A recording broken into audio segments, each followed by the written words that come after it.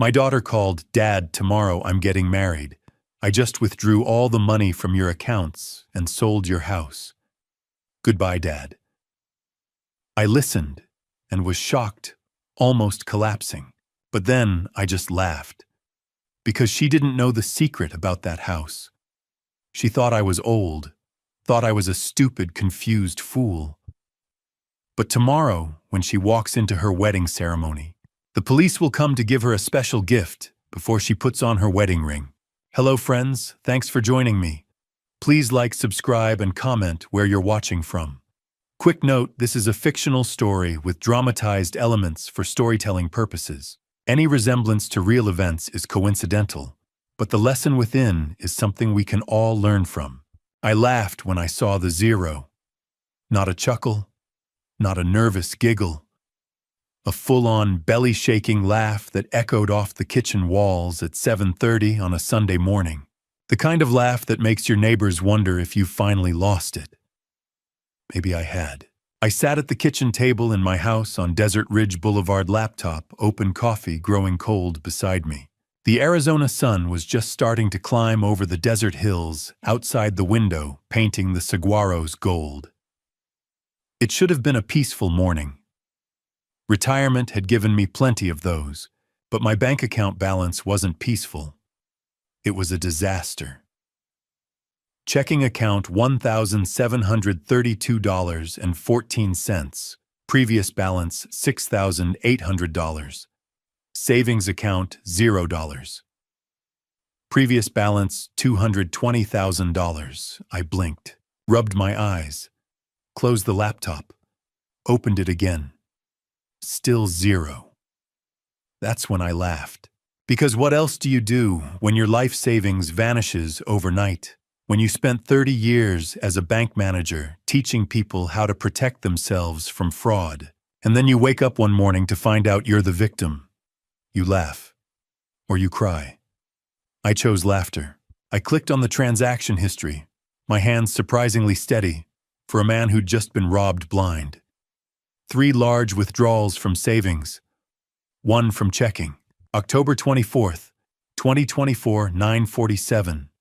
AM $90,000 transferred to Amanda Hughes, account XXXX3782.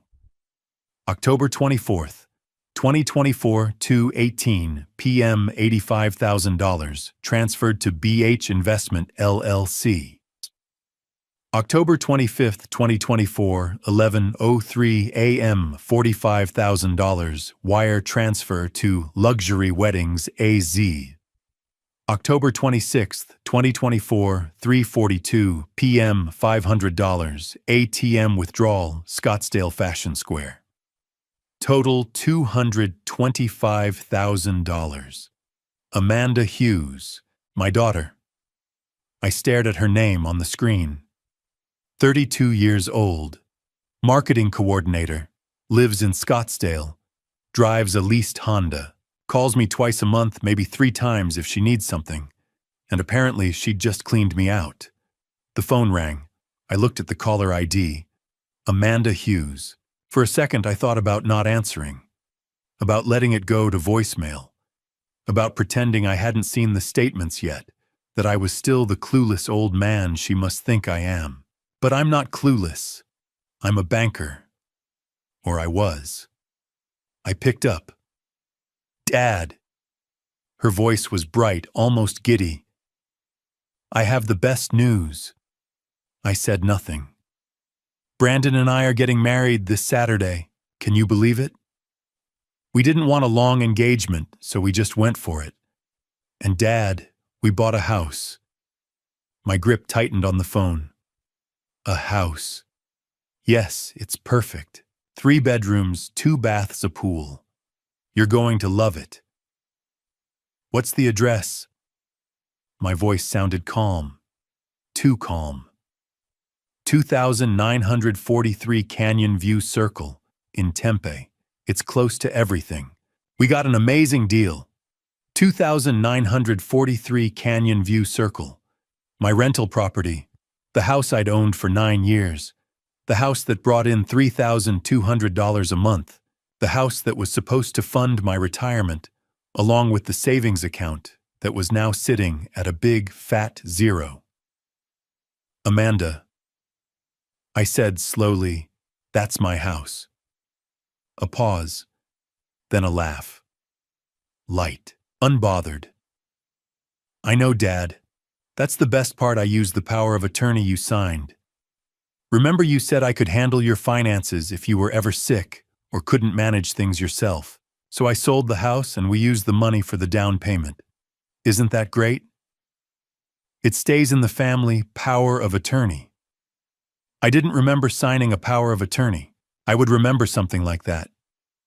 I'd spent 3 decades reviewing legal documents. I knew what a POA looked like. I knew what it meant, and I would never ever give my daughter that kind of control. Amanda, I said, my voice low, I never signed a power of attorney. Another pause, this one longer. Yes, you did, Dad, in September. When you were in the hospital with pneumonia. I brought the forms to you. Insurance paperwork, remember, you signed everything. September. The hospital. Fever of 104.3. 3 days in Banner Desert Medical Center, barely able to lift my head off the pillow. And Amanda visiting me, bringing papers, telling me they were routine. I closed my eyes. Amanda, where did the money from my savings account go? What do you mean, the $220,000? Where is it? I already told you. The house, the wedding. Dad, are you feeling okay? You sound confused. Confused. She thought I was confused. Or maybe she wanted me to think that. I'm fine, I said quietly. I'll call you later. Wait, Dad. I hung up. The kitchen was silent except for the hum of the refrigerator. I sat there, phone in hand, staring at the laptop screen. $0 and 0 cents. I thought about Catherine, my wife, the woman who'd sat at this same table 34 years ago, holding a tiny red-faced baby girl in her arms, tears streaming down her face. She's perfect, Catherine had whispered. Warren, she's absolutely perfect. And she was. Amanda was perfect. Smart, funny, stubborn as hell. She looked just like her mother. Catherine passed away 3 years ago. February 14th, 2021. A car accident on I-10 just outside Phoenix. The kind of ordinary tragedy that rips your life apart without warning. Before she went, I'd promised her I'd always protect Amanda, no matter what. Take care of our girl.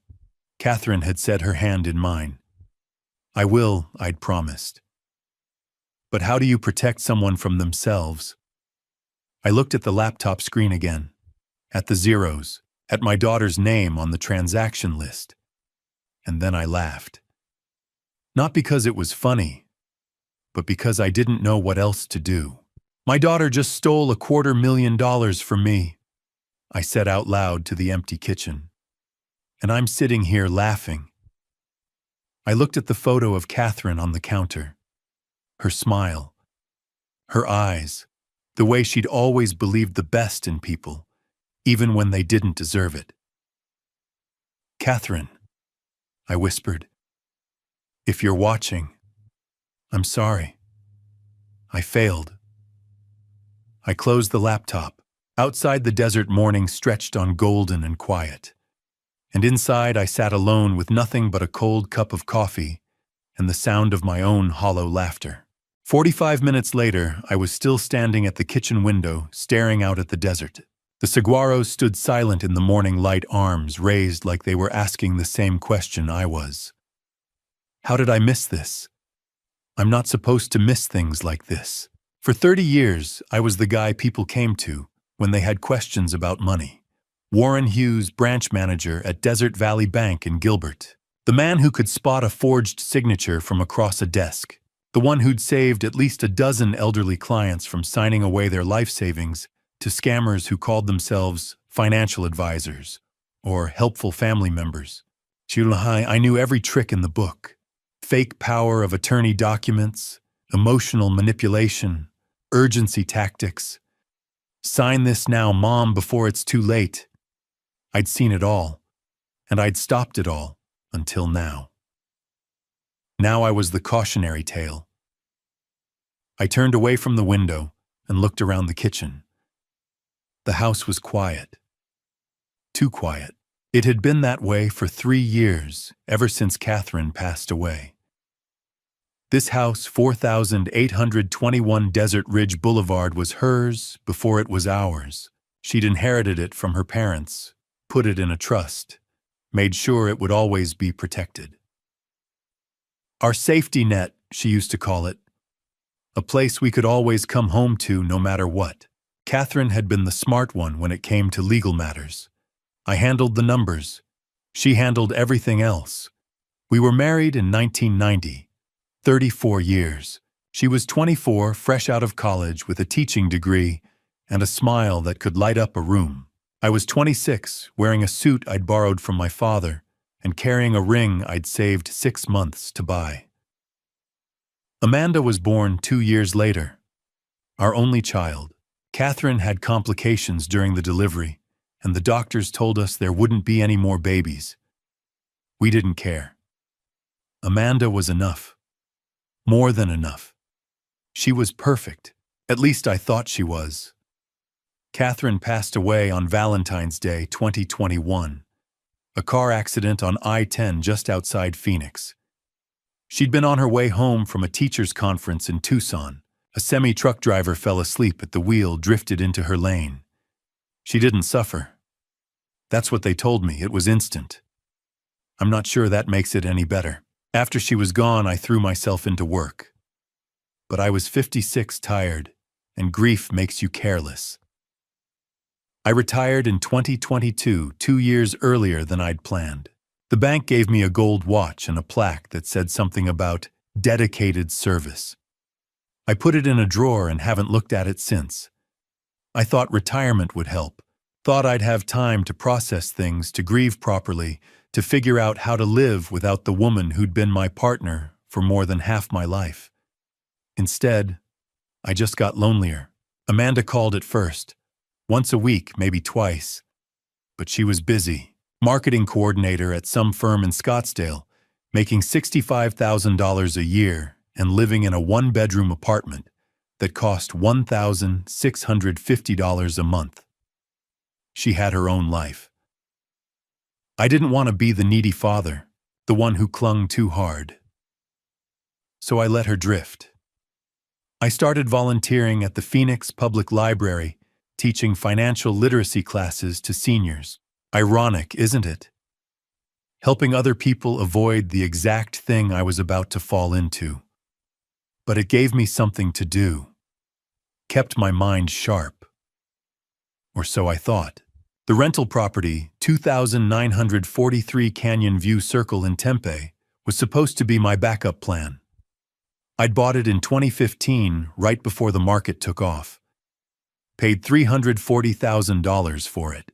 Now it was worth over $500,000 easy.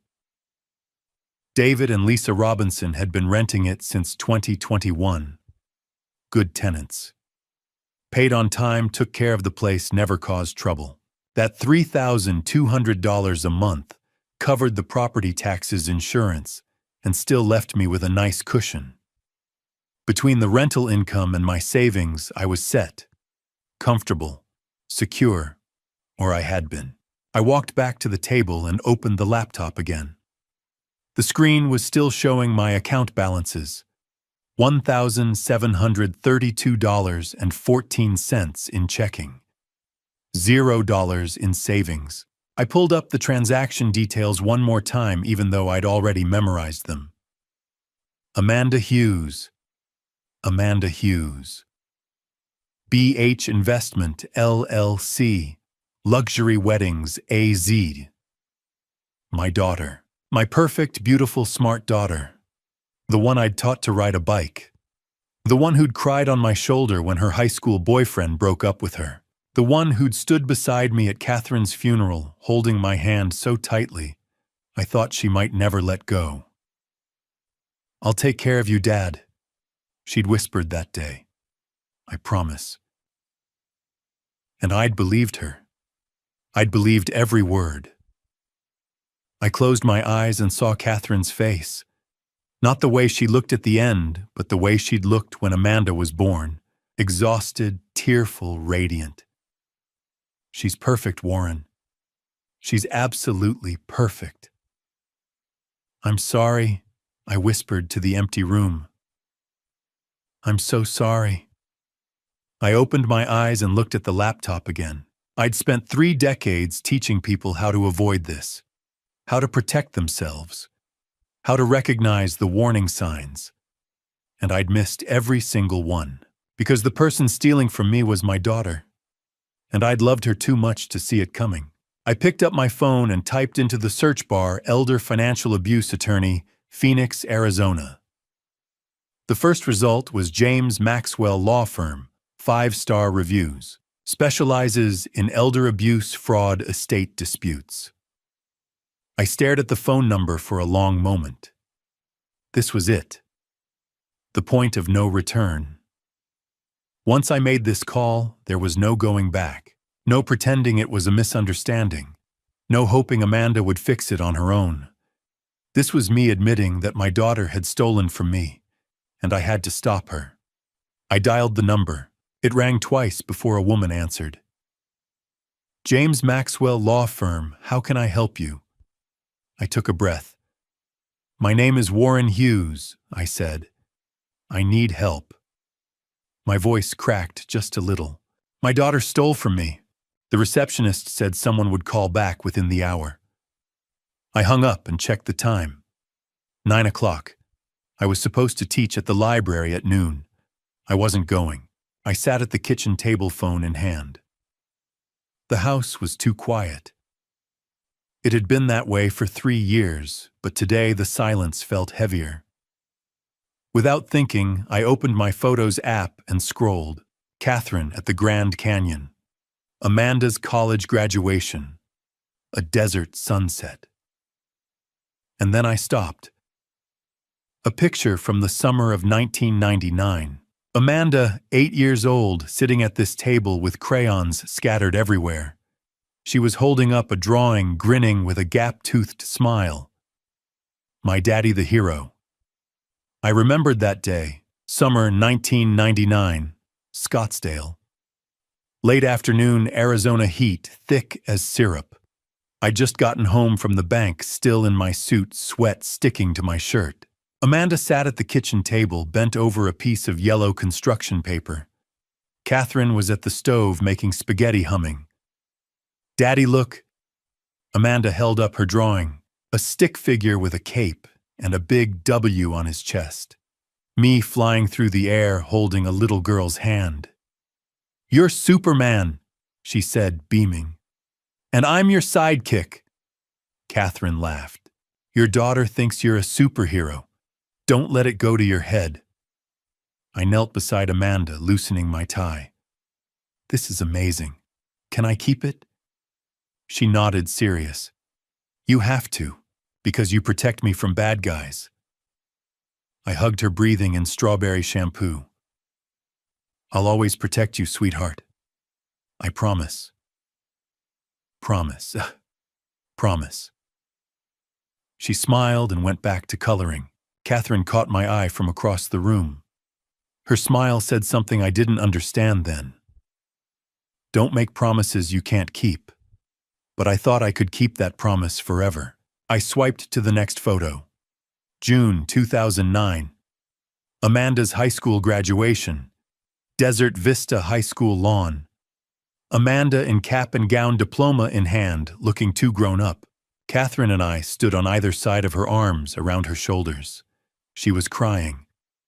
"Thank you for everything," she'd said, voice breaking. "I know I wasn't always easy, but I love you, both of you. I'm going to make you proud. I promise." I'd laughed. "You already do." "I'm serious, Dad." Catherine kissed her head. "You always have, sweetheart." We took the photo right after. The three of us smiling. Amanda in the middle holding both our hands. She looked so happy. I wondered when that changed. I swiped again, and my chest tightened. February 14th, 2021. Phoenix. This wasn't a photo. It was a memory. Banner Desert Medical Center. ICU, fluorescent lights. Machines beeping. The smell of disinfectant. Catherine was on the bed, eyes closed, peaceful, but she wasn't sleeping. The doctors had already told me. The accident on I-10 had been too severe. She'd already passed, but the machines were still running until I could say goodbye. Amanda stood beside me, gripping my arm. 29 years old, but looking like a child. Small. Scared. Dad, I'm so sorry. It's not your fault. I should have been here more. Called more. I should have... Amanda. I turned to her. She was sobbing. It's not your fault. She threw her arms around me, and we stood there in that cold room while the machines beeped their indifferent rhythm. I'm going to take care of you, she whispered. Just like you took care of Mom and me. I'll be there for you, Dad. I swear. I held her tighter, because I believed her. I closed the photo app. 3 memories. 3 promises. You protect me from bad guys. I'm going to make you proud. I'll take care of you, Dad. I stared at my phone, vision blurring. What happened to that little girl who thought I was Superman? The one who cried at graduation and promised to make me proud. The one who held me in the hospital and swore she'd take care of me. When did she become someone who could steal everything I had? I'd kept that drawing. For years, it hung in my office at the bank. Customers would ask about it, and I'd say, that's my daughter. She thinks I'm Superman. And I'd feel proud. After Catherine passed, I framed it and put it on my dresser next to a photo from Amanda's graduation. You're my hero. I wasn't anybody's hero anymore. Just a 58-year-old man robbed by the person he loved most. I sat there staring at the photo on my screen. Amanda at 8, holding up her drawing, grinning. My daddy the hero. I closed my eyes. I'm sorry, sweetheart. I whispered to the empty kitchen. I'm so sorry. I didn't know who I was apologizing to. Amanda, Catherine, myself. Maybe all 3. The phone rang. I looked down. James Maxwell Law Firm. Mr. Hughes, this is James Maxwell. Can you come to my office today at 2 o'clock? I looked at the clock. 9:15. I'll be there, I said. I sat at the kitchen table for a moment, phone in my hand. 2 o'clock? James Maxwell's office. I had almost 5 hours. I looked at my calendar. Sunday morning. I was supposed to volunteer at the Phoenix Public Library, financial literacy class. I'd been teaching it every other Sunday for 2 years now. Today's topic, how to spot elder financial abuse. The irony would have been funny if it wasn't so painful. I grabbed my keys and headed out the door. By 10 o'clock, I was pulling into the library parking lot. The building was quiet on Sunday mornings, just a handful of people browsing the shelves, a few kids in the children's section. I made my way to the community room and started setting up. Laptop, projector, handouts stacked on the table by the door. Slide 1, elder financial abuse. Warning signs. I stared at the screen and felt something twist in my chest. The seniors would start arriving at 11:30. I had an hour and a half to pull myself together. I sat down in one of the empty chairs and closed my eyes. But all I could see was Amanda, 2021, the year Catherine passed away. For the first few months, Amanda had been there. She called 2-3 times a week, stopped by the house on weekends, helped me sort through Catherine's things, clothes, books, the little ceramic birds she'd collected over the years. "You don't have to do this alone, Dad," Amanda had said, sitting on the living room floor surrounded by cardboard boxes. "I'm here." And she was. For a while. 2022. The year I retired. The calls started tapering off. Once a week, maybe. Amanda was busy marketing coordinator at some firm in Scottsdale, pulling in $65,000 a year, but always stressed about rent car payments, credit cards. "I'm sorry I haven't called more, Dad. Work's just been insane." "I understand, sweetheart. You've got your own life." I meant it. I didn't want to be the clingy father, the one who made his daughter feel guilty for living her own life. So I didn't push. I just waited for the phone to ring. 2023, the year she moved away. In March, Amanda signed a lease on a place in Scottsdale. $1,650 a month for a one-bedroom. 15 miles from my house, but it might as well have been across the country. "It's closer to work, Dad, and the neighborhood's really nice." "That's great, honey. I'm happy for you." The calls dropped to once or twice a month. Sometimes she'd pick up when I called. Most times she wouldn't. "Can't talk right now. At work." "I'll call you back." She never did. The house got quieter. I started eating dinner in front of the TV, frozen meals, canned soup. I'd sit on the couch with Catherine's photo on the mantel across from me, and I'd talk to her. "I don't know what I'm doing wrong," I'd say. "I don't know why she won't call." Catherine's smile never answered. Frank Donovan, my best friend from my days at the bank, stopped by once or twice a month. We'd sit on the back patio, drink beer, talk about the Diamondbacks, anything except what was really going on. "You should call her," Frank said one evening in June. "Just pick up the phone." I do call, she doesn't answer. "Then drive over there. Show up." "I'm not going to ambush my own daughter, Frank." He'd shrugged. "Suit yourself. But sitting here waiting isn't working either." He was right. But I didn't listen. Early 2024, the year everything changed. By spring, Amanda and I were barely speaking. A text here and there. Short, distant. "Happy birthday, Dad." "Thanks, sweetheart." "Love you." No phone call. No visit. I told myself it was normal. She was 32 years old. She had her own life, her own problems. I couldn't expect her to drop everything for her widowed father, but the loneliness was suffocating.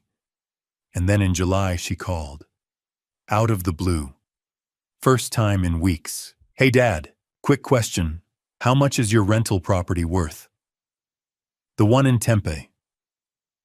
I'd been so happy to hear her voice that I didn't even hesitate. "About $578,000, I think. Maybe a little more. Why do you ask?" "Oh, just curious. Brandon and I were talking about real estate investments." "Brandon. My boyfriend. I'll tell you about him later. I have to run.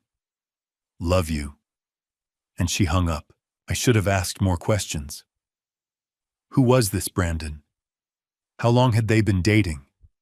Why was she suddenly interested in my rental property? But I didn't, because I was just so damn grateful she'd called. I opened my eyes and looked around the empty community room.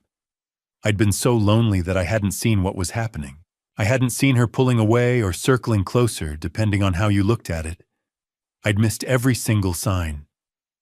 The seniors started arriving at 11:30. Mrs. Patterson took her usual seat in the front row. Mr. Kim sat in the back with his notebook. "Morning, Warren." Mrs. Patterson waved. "Ready to teach us how not to get scammed?"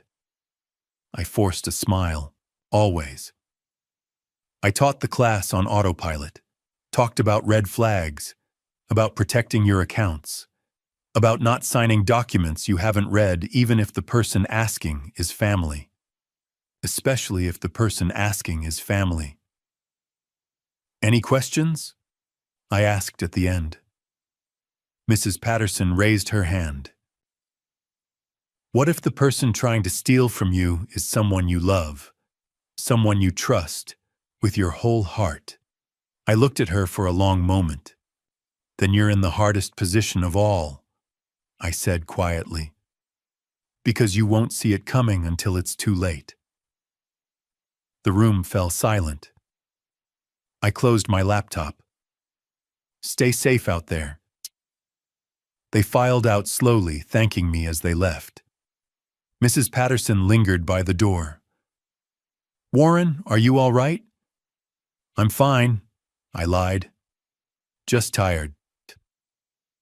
She didn't look convinced, but she nodded and left.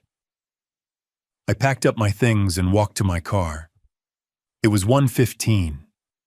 I drove home in silence. When I got there, I stood in the living room and looked at Catherine's photo. I was so lonely, I whispered. I didn't see it. I'm sorry. I went upstairs and changed into my suit. Navy blue, the one I used to wear to the important meetings at the bank. I looked at myself in the mirror. 58 years old. Tired, but still standing. I grabbed my laptop, my phone, and the folder of bank statements I'd printed that morning. At 1:45, I walked out the door. It was time to stop being a victim. It was time to be Warren Hughes again. James Maxwell's office was on the 3rd floor of a building on Camelback Road. Floor-to-ceiling windows, leather chairs, a desk made of dark wood.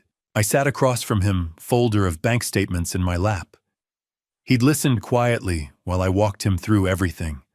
The withdrawals, the forged power of attorney, the rental house.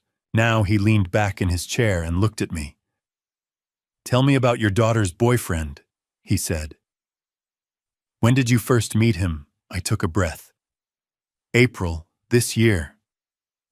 Walk me through it. April 2024. My house. It was a Saturday evening. Amanda had called that morning, first time in weeks, and asked if she could bring someone to dinner. I want you to meet Brandon, Dad. I think you're really going to like him. I said yes. Of course I said yes. They arrived at 6. Amanda looked happy, glowing, and the man beside her looked like he'd stepped out of a magazine. Tall, maybe 6'1", dark hair, expensive suit, charcoal gray, a watch that caught the light when he shook my hand. Mr. Hughes, it's an honor.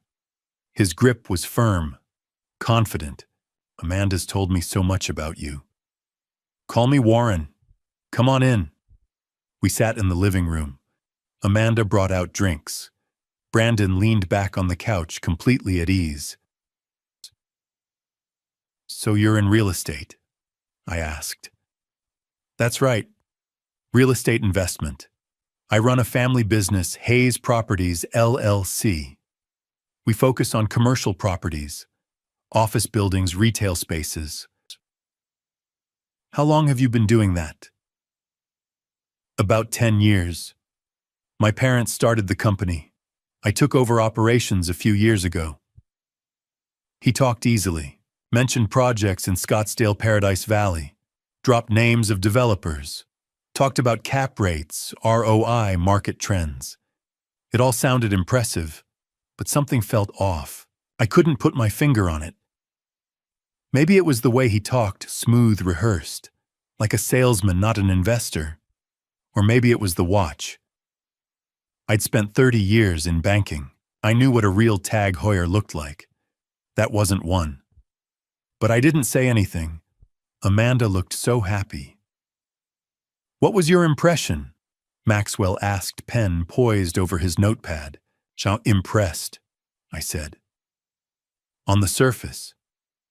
But my gut was telling me something was wrong. He talked too much. Too smooth. Like he was selling something. Maxwell nodded. What happened next? July, Amanda invited me to dinner with his parents. July 2024. The Arrogant Butcher, downtown Phoenix. Friday night, crowded restaurant. Brandon's parents were already there. Linda Hayes, mid-50s, elegant, warm smile. She stood and shook my hand. "Warren, it's wonderful to finally meet you. Amanda's told us so much." Richard Hayes, early 60s, graying hair, quiet. He shook my hand, said something about the weather, sat back down. We ordered. Linda did most of the talking. "Hayes Properties has been in the family for 20 years, she said. "Richard and I started it from nothing. Brandon's taken over now and we're so proud." "That's wonderful," I said. "We're thrilled Brandon found Amanda. We want to help them get started." She smiled. "We're planning to give them $250,000 as a wedding gift." I nearly choked on my drink. "That's very generous." "Family takes care of family," Linda said. Richard talked a little about golf. Linda talked about retiring to Sedona. Brandon and Amanda held hands across the table. I left that night thinking they were a nice family. I was wrong. "Did anything seem suspicious?" Maxwell asked. "Not at the time," I admitted. "They seemed legitimate, successful, generous. And the engagement. August.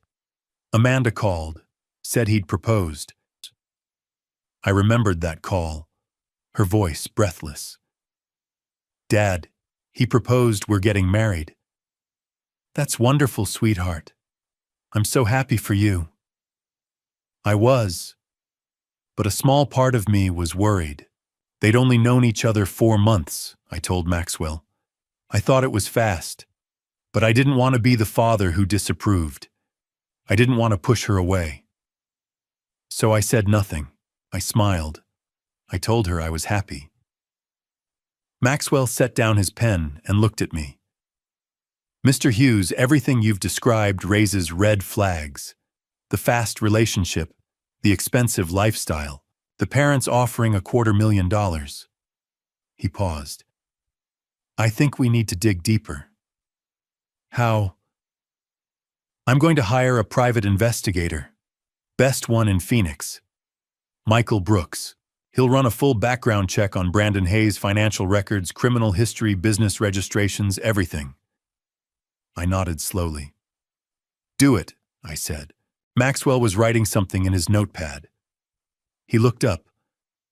"Walk me through the financial transactions," he said.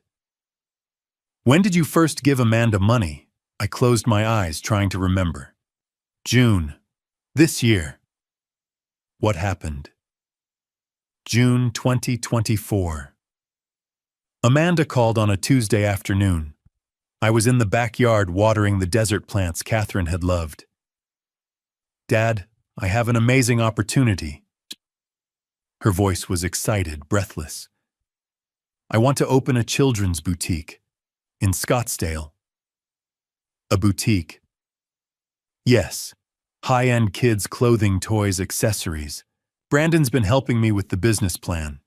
His parents think it's a great idea." I felt a flicker of doubt. Amanda had never mentioned wanting to open a business before. "That sounds like a big undertaking," I said carefully. "I know, but Dad, this could really work. I've done the research. The market's there. I just need an investor." "How much are you looking for?" A pause. $50,000. I nearly dropped the hose. "Amanda, that's a lot of money." "I know. But think of it as an investment. I'll pay you back with interest. Brandon says we could see returns within a year." Brandon says. "I don't know, honey. Let me think about it." "Dad." Her voice shifted. Softer now. "Mom always told me to follow my dreams. She believed in me. Don't you?" And there it was. The one thing I couldn't argue with. Catherine would have wanted me to support our daughter. And of course I believe in you, I said quietly. Then help me, please. I wouldn't ask if it wasn't important. I should have said no. I should have asked more questions, but I didn't. All right, I said. Send me the business plan. Let me take a look. Thank you, Dad. Thank you so much. I love you. I love you too, sweetheart. July 8th, 2024. The business plan arrived by email. 15 pages. Professional looking. Projected revenues, expense breakdowns, market analysis. It looked legitimate. But I'd seen enough fake documents in my banking career to know that anyone with a computer and a template could make something look real. I should have had a lawyer review it. I should have done my due diligence. But I didn't. Because I wanted to believe my daughter. A week later, Amanda came to the house with the paperwork. An investor agreement. Statin. An LLC operating agreement. Both for a company called Little Stars Boutique LLC. Just sign here, here, and here, she said, pointing. I picked up the documents and started reading. Dad. Amanda's voice had an edge to it. Do you trust me or not? I looked up at her. She was standing by the window, arms crossed, jaw tight. Of course I trust you. Then sign the papers. Brandon's parents are investing too. This is a real opportunity. But if you don't believe in me, just say so. I signed, and I wired $50,000 to an account for Little Stars Boutique LLC. Did you ever see the boutique? Maxwell asked. No, I said. Not until last month. October 2024. I'd been asking Amanda about the store for weeks. When was it opening? Where was the location? Could I come see it? She kept putting me off. We're still renovating, Dad. I'll let you know when it's ready.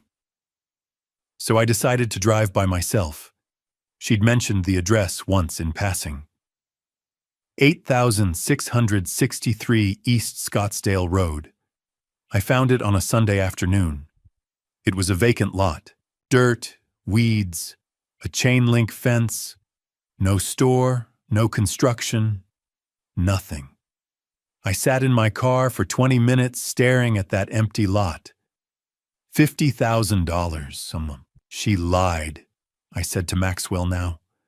The whole thing was fake. There was never a boutique. Maxwell nodded slowly. What about the power of attorney? When did that happen? My jaw tightened. September. I got sick. September 14th to 18th, 2024. It started with a cough, then a fever, then chills so bad I couldn't get out of bed. By the time I called 911, my fever was 104.3 degrees, pneumonia. They admitted me to Banner Desert Medical Center, put me on antibiotics, kept me for 3 days. Amanda came to visit on the second day, September 16th. I was barely awake. The fever had broken, but I was weak, disoriented. Dad, I brought some paperwork. She pulled a folder out of her bag. Just routine stuff, insurance forms, medical consent, in case you need surgery or anything. I could barely focus on the pages. Everything was blurry. What is this? Just medical paperwork. Sign here and here and here. I signed 4 times. I didn't read a single page. Good, Amanda said, tucking the papers back into her bag. I'll take care of everything, Dad. Don't worry. And she left. I didn't think about it again until last week, when I pulled up the bank records and saw the withdrawals. It wasn't medical paperwork, I told Maxwell. It was a power of attorney, financial, real estate, bank authorization, everything. And the notary. Margaret Phillips, that's the name on the documents. But I looked her up. Her notary license expired on August 30th, and according to her daughter, she was in Sacramento visiting family on September 16th. She was never at that hospital. Maxwell was writing rapidly now. So the notary signature was forged. Yes. And you had no idea what you were signing? No, I was barely conscious. I trusted her. The room was quiet for a moment. Maxwell set down his pen and looked at me. Mr. Hughes, your daughter scammed you twice. The fake business investment and the fraudulent power of attorney. That's $50,000 in direct theft, plus the $225,000 she took using the POA, and the attempted sale of your rental property for $578,000. I felt sick. I was a fool, I said quietly. No. Maxwell's voice was firm.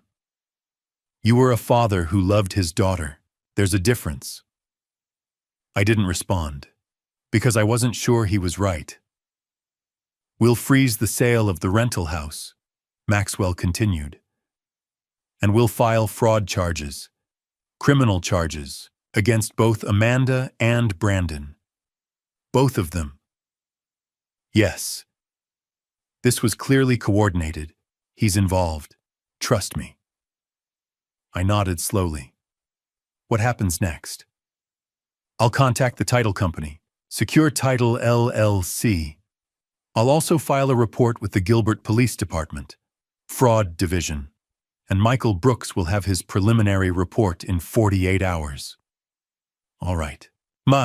Maxwell stood and extended his hand. Go home, Mr. Hughes. Try to rest. I'll call you as soon as I have updates. I walked out of Maxwell's office at 3:30. The Phoenix heat hit me the moment I stepped outside.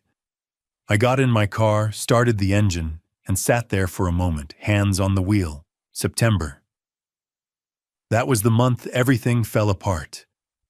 I pulled out of the parking lot and headed south toward home, and all I could think about was how I'd missed it. September the 8th, 2024, a Sunday evening, a month and a half ago. Amanda had called that afternoon. Dad, do you want to have dinner with me and Brandon, just the three of us? I'd said yes immediately. We met at True Food Kitchen in Scottsdale Quarter. They were already there when I arrived, sitting at a corner table holding hands. Amanda looked happy. Brandon looked relaxed, confident. We ordered, made small talk. Brandon mentioned wedding plans. We're thinking small, he said. Close family. Maybe 50 people. October 28th. That's soon, I said. Amanda smiled. When you know, you know. Then Brandon leaned back casual like it was nothing. Amanda mentioned you have a rental property in Tempe. Yeah, 2,943 Canyon View Circle. What's it worth? Around $578,000. He nodded. Good investment. We're thinking about getting into real estate ourselves. I didn't think anything of it. I should have. September 14th, 2024. It started Friday morning. A cough, then a fever. By Sunday, I couldn't get out of bed. My fever hit 104 degrees. I called 911. They took me to Banner Desert Medical Center. Pneumonia. Severe. 4 antibiotics. They said I'd be there a few days. I don't remember much from the first 2 days. Just fever. Machines beeping. Nurses checking vitals. Amanda didn't visit. Didn't call. September 16th, 2024. She showed up Monday afternoon. I was in bed half asleep, barely able to keep my eyes open. The fever had broken that morning, but I was still weak. Foggy. Dad. I opened my eyes. Amanda was standing beside the bed holding a folder. Hey, sweetheart, I mumbled. You came. Of course. She sat down. How are you feeling? Tired, but better. Good. She opened the folder. I brought some paperwork, just routine stuff, insurance forms, medical consent, in case you need surgery. I blinked at the papers, the words blurred. What is this? Hospital paperwork. You know how it is. They need signatures for everything. She pulled out a pen. Sign here, and here, and here, and here. 4 documents. I couldn't focus long enough to read them. Amanda, I can barely...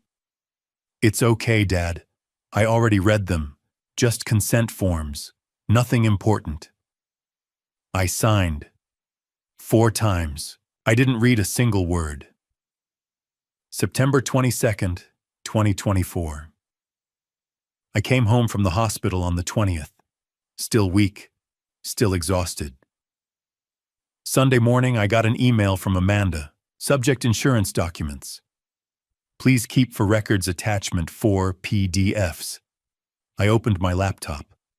Saw the email, saw the attachments, and I deleted it. I was too tired to care. I figured if it was important, she'd tell me. I never opened those files. October 27th, 2024. Now. I pulled into my driveway at 4 o'clock. The house was quiet. The way it always was. I sat in the car, staring at the front door. She'd planned it. The dinner on September 8th, where Brandon asked about the rental property. The hospital visit on September 16th, when I was too weak to think. The email on the 22nd, when I was too tired to care. She'd waited until I was at my weakest. Then she'd struck. The hospital visit wasn't about checking on me. It was about getting my signature. I got out of the car and walked inside. The living room was dim. I hadn't opened the curtains in days. I walked to the mantel and stopped. Catherine's photo sat in its silver frame. Our anniversary 5 years before she passed. She was smiling, radiant. I picked it up. You always said Amanda was smart, I whispered. You were so proud. Straight A's, full scholarship. You'd tell people she could do anything she set her mind to. My throat tightened. I just wish you'd warned me, I said quietly, that she'd use it against me. I was still holding Catherine's photo when the phone rang. I set the frame back on the mantel and looked at my phone. Unknown number. I almost didn't answer, but something made me pick up. Hello. Warren. A woman's voice, familiar, but I couldn't place it. Yes. It's Rebecca Thompson, from Desert Valley. My old bank, the branch where I'd worked for 25 years. Rebecca, hi. I tried to keep my voice steady. What's going on? Warren, I'm calling because I saw some unusual activity on your accounts. Large withdrawals. I wanted to make sure it was really you. My chest tightened. What withdrawals? Let me pull up the records. I heard typing. Okay. Here we go. I sat down on the couch, phone pressed to my ear. October 24th, 9:47 in the morning. $90,000 transferred from your savings account to an account under the name Amanda Hughes. Account number ending in 3782. I closed my eyes. October 24th, 2:18 in the afternoon. $85,000 from savings transferred to an account listed as BH Investment LLC. BH, Brandon Hayes. October 25th, 11:03 a.m. $45,000 wire transfer to a company called Luxury Weddings AZ. The wedding. My money. Paying for their wedding. And October 26th, 3:42 in the afternoon, $500 cash withdrawal from an ATM at Scottsdale Fashion Square. The card used was registered to Amanda Hughes as an authorized user on your checking account. Rebecca paused. Warren, that's a total of $225,100 in 3 days. Did you authorize these transactions? No. My voice sounded hollow. I didn't. Are you sure? Because the transfers show they were made using online banking with your login credentials and a power of attorney on file. The power of attorney is fake, I said. Silence. Rebecca, my daughter, forged it. She tricked me into signing documents when I was in the hospital last month. I had pneumonia. I was barely conscious. I didn't know what I was signing. Another pause. Then her voice changed. Sharper. Professional. Warren, I'm freezing your accounts right now. Both checking and savings. No more transactions can go through. Thank you. And I'm flagging this as elder financial abuse. The fraud department will open an investigation. Elder financial abuse. The thing I'd spent 30 years teaching other people to avoid. And here I was. Rebecca. My throat felt tight. Did Amanda try to sell my rental property? More typing. Yes. There's a pending sale on file. 2,943 Canyon View Circle Tempe. Buyer is listed as Raj and Priya Patel. Sale price $578,000. Closing date November 5th. 2 weeks away. Can you stop it? I'll contact the title company immediately. Who's handling the sale? Secure Title LLC. The CEO is Charles Bennett. I know Charles. I'll call him right now. We'll freeze the escrow. Thank you, Rebecca. My voice broke. I should have seen this coming. Warren. Her voice softened. You're not the first person this has happened to, and you won't be the last. Family members are the hardest to spot because we trust them. I was a banker for 30 years.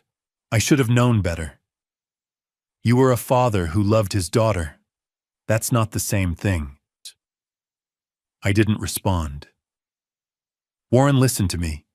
You did the right thing by reporting this. A lot of people don't. They're too ashamed or they're too afraid of what it'll do to the family. But you're fighting back. That takes courage. I nodded even though she couldn't see me. I'll call you as soon as I've spoken to Charles, Rebecca said. In the meantime, change your online banking password. And don't give Amanda any more access to anything. I won't. I'm sorry this happened to you, Warren. I really am. Thank you, Rebecca. I hung up. The house was silent again. I stared at my phone. $225, 100. Gone. In 72 hours. October 24th. October 25th. October 26th. 3 days. She'd taken everything, my savings, my rental income, even my checking account, and she'd done it in the span of a weekend. Right before the wedding.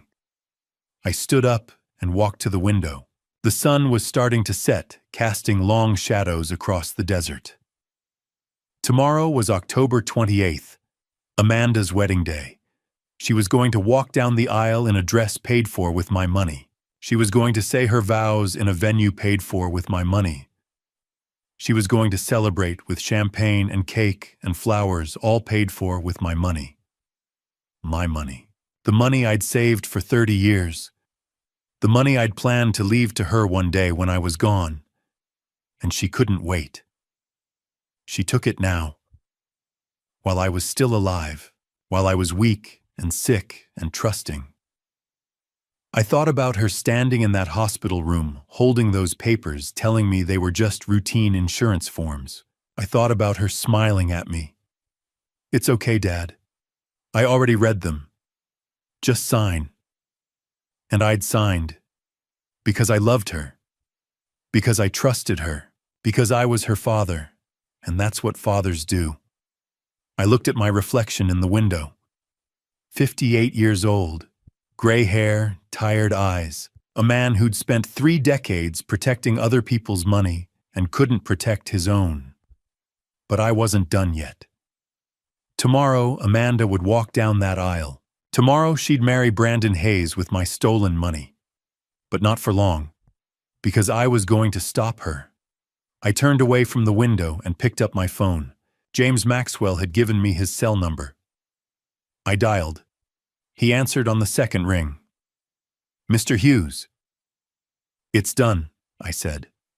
"The bank froze the accounts. They're flagging it as elder abuse, and they're contacting the title company to stop the house sale." "Good. That's exactly what we needed." "What happens next?" "Tomorrow morning, I'll file a police report with the Gilbert Police Department. Detective Daniel Carter handles fraud cases. He'll want to interview you." "All right, Mr. Hughes." Maxwell's voice was calm, steady. "You're doing the right thing." I wasn't sure I believed him, but I nodded anyway. "I'll call you tomorrow," I said and hung up. I stood in the middle of the living room, phone in hand, staring at nothing. $225, 100. Gone in 3 days. And tomorrow she was getting married with my money. Not if I could stop her. At 5 o'clock I called Frank. "I need your help," I said. He was at my house 20 minutes later.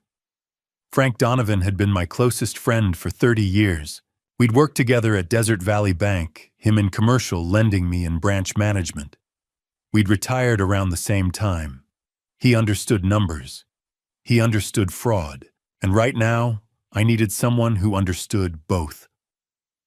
He walked into the kitchen and found me sitting at the table, laptop, open notepad covered in scribbles. "Warren?" He pulled out a chair and sat down. "What's going on?" I told him everything. The fake investment, the forged power of attorney, the hospital, the withdrawals, the rental house, the wedding tomorrow. He didn't interrupt. Just listened, his face getting darker with every sentence. When I finished, he leaned back and shook his head. "Jesus, Warren.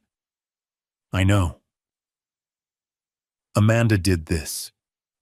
You're Amanda." "Yes. And this Brandon guy is behind it." "I think so, but I need proof." Frank was quiet for a moment, staring at the notepad.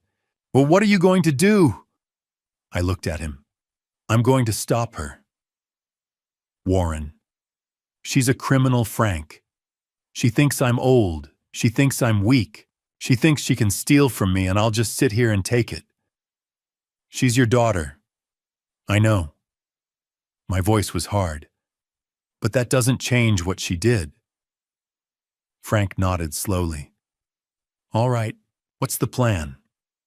I turned the notepad toward him. "Rebecca from the bank already froze my accounts. That's done. But there's more." Frank read the list. Action Plan Bank, accounts frozen. Rebecca Thompson, title company, freeze house sale.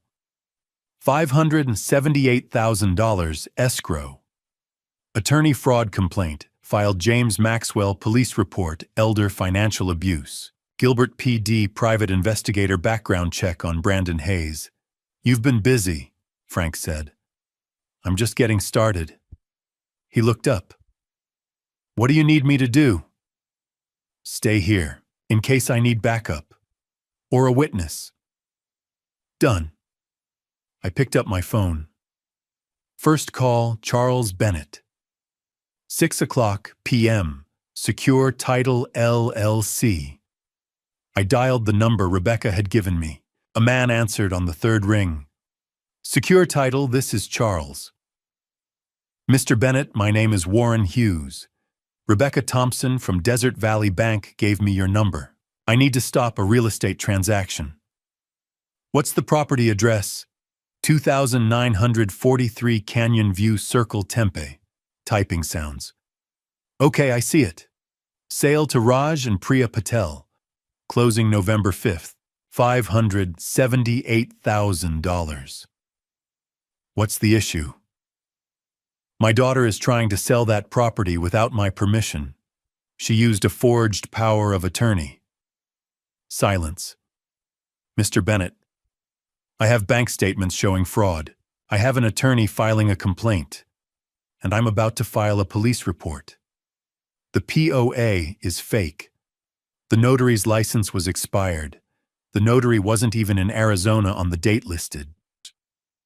Do you have proof? Yes, I can send you everything. More typing. All right, Mr. Hughes, I'm freezing the escrow account. The $578,000 will not be released until this is resolved, and I'm flagging the transaction as disputed. Thank you. I'm sorry this happened to you. Me too.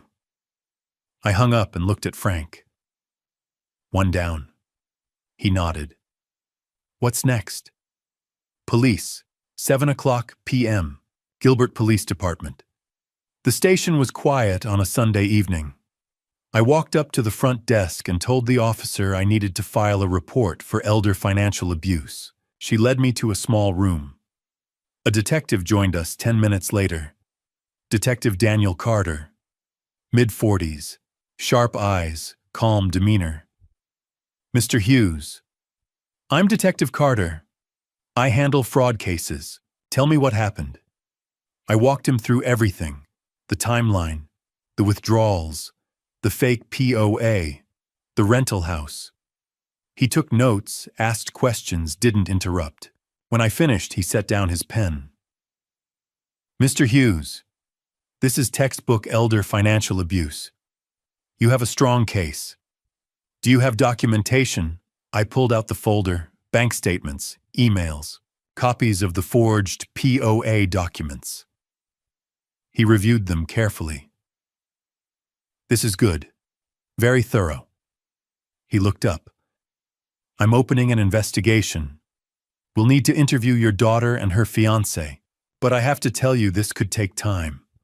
Fraud cases move slowly. How long? Weeks, maybe months. The wedding is tomorrow. He nodded. I understand. But I can't stop a wedding, Mr. Hughes. I can only investigate the financial crimes. What if they run? Then we'll issue a warrant. But for now, all we can do is build the case. I clenched my jaw. All right. I'll be in touch, Carter said. In the meantime, don't contact your daughter. Don't threaten her. Don't do anything that could jeopardize the investigation. Understood. I shook his hand and walked out. 8:30 p.m. Michael Brooks, private investigator. Back in the car, I dialed the number James Maxwell had given me. A man answered. Deep voice. Professional. Brooks Investigations. Mr. Brooks, my name is Warren Hughes. James Maxwell referred me. I need you to run a background check on someone. What's the name? Brandon Hayes. 34 years old. Claims to be a real estate investor in Scottsdale. What do you want to know? Everything. Criminal history, financial records, business registrations, previous relationships. Anything you can find. That'll take time. How long? 48 hours for a preliminary report. Maybe less. Do it. My rate is $150 an hour plus expenses. Fine. Send me the contract. I'll sign tonight. You'll have it in 10 minutes. I hung up. Frank was waiting when I got home. How'd it go? Title company froze the sale. Police opened an investigation. PI's on the case. Frank stood. You did good, Warren. I haven't done anything yet. You fought back. That's more than most people do. He grabbed his jacket. You going to be okay tonight? Yeah. Call me if you need anything. Thanks, Frank. He left. The house was quiet again. I walked to the mantel and picked up Catherine's photo. I couldn't protect you, I whispered. But I can protect myself. And maybe somehow I can still protect Amanda. From herself. I set the photo down and looked at the clock. 9 o'clock. Tomorrow was the wedding. Amanda thought she'd won. Thought she'd gotten away with it. She had no idea what was coming. I turned off the lights and headed upstairs. Tomorrow the real fight would begin. I didn't sleep that night. By 9 o'clock the next morning, I was back in James Maxwell's office. Wedding day. October 28th, 2024. Maxwell was at his desk, coffee in hand, reviewing documents. He looked up when I walked in. "Mr. Hughes, how are you holding up?" "I'm fine. I wasn't fine." He gestured to the chair. I sat. "The police opened an investigation," I said. "Detective Carter, Fraud Division." "Good. That's exactly what we need." And the title company froze the escrow. $578,000. Charles Bennett confirmed it last night. Maxwell nodded. "We're building a strong case, but there's one more thing we should do." "What?" "Call Amanda." I stared at him. "Warn her," he said. "Give her one last chance to make this right. If she returns, the money cooperates with the investigation, it could reduce the charges against her. She won't listen. Maybe not. But if you warn her and she ignores you, it strengthens our case. It shows she had knowledge of the fraud and chose to proceed anyway." I looked out the window at the Phoenix skyline. And if I don't call, then she goes to prison without ever knowing she had a choice. I closed my eyes. She was my daughter. Even after everything, she was still my daughter. "All right," I said. "I'll call." Maxwell slid his phone across the desk. "Use mine, in case she's blocked your number." I picked it up and dialed. It rang 3 times. Then Amanda answered. "Hello." Her voice was bright, happy. She didn't recognize the number. "Amanda," I said. "It's me." Silence. "Dad." Her tone shifted, colder. "What do you want?" "We need to talk. I'm getting ready for my wedding. This isn't a good time." "Amanda, listen to me. I know what you did. The power of attorney, the withdrawals, the house sale." A pause. "I don't know what you're talking about. Don't lie to me. I was a banker for 30 years. I know fraud when I see it. You gave me that power of attorney. You signed it. You forged the notary. Margaret Phillips's license expired on August 30th, and she was in Sacramento on September 16th, the day you claim she witnessed my signature." Silence. "Amanda, I hired a private investigator. I know about Brandon. He's not who you think he is." "What are you talking about?" "He has a daughter, Chloe, 4 years old. Her mother is Melissa Rodriguez, a dental hygienist in Tempe. Brandon owes $42,000 in child support. There's a warrant for his arrest." "That's not, you're lying." "His parents aren't his parents. Linda and Richard Hayes. They're actors, Denise Crawford and Alan Porter. He paid them $4,500 to pretend to be his family." I heard her breathing on the other end. Fast, panicked. "Amanda, Brandon is a con artist. He's done this before. He scammed 2 other women, Michelle Torres in Denver, $95,000.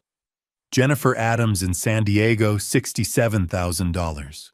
He targets women with money, gains their trust, and disappears." "You're making this up." Her voice was rising now. "You hate Brandon. You never wanted me to be happy." "That's not true." "You're jealous." You've been alone for 3 years, and you can't stand that I found someone. Amanda, please listen. No. She was yelling now. You listen to me. You've always blamed me for Mom. You think it's my fault she's gone. You've always blamed me. I've never blamed you. Yes, you have. She was crying now. Angry, broken sobs. You stopped calling. You stopped visiting. You made me feel like I wasn't enough, like I could never replace her. Amanda. I'm done with you, Dad. Don't call me. Don't come to my wedding. I don't want you in my life anymore. The line went dead. I sat there, phone still pressed to my ear, staring at nothing. Maxwell was watching me, his expression carefully neutral. I set the phone down. My hands were shaking. She hung up, I said quietly. I heard. Frank Donovan, who'd been sitting quietly in the corner, stood and walked over. He put a hand on my shoulder. Warren. She chose him, I said. My voice sounded hollow. She chose a con artist over her own father. She's scared, Frank said, and he's manipulated her. That's what con artists do.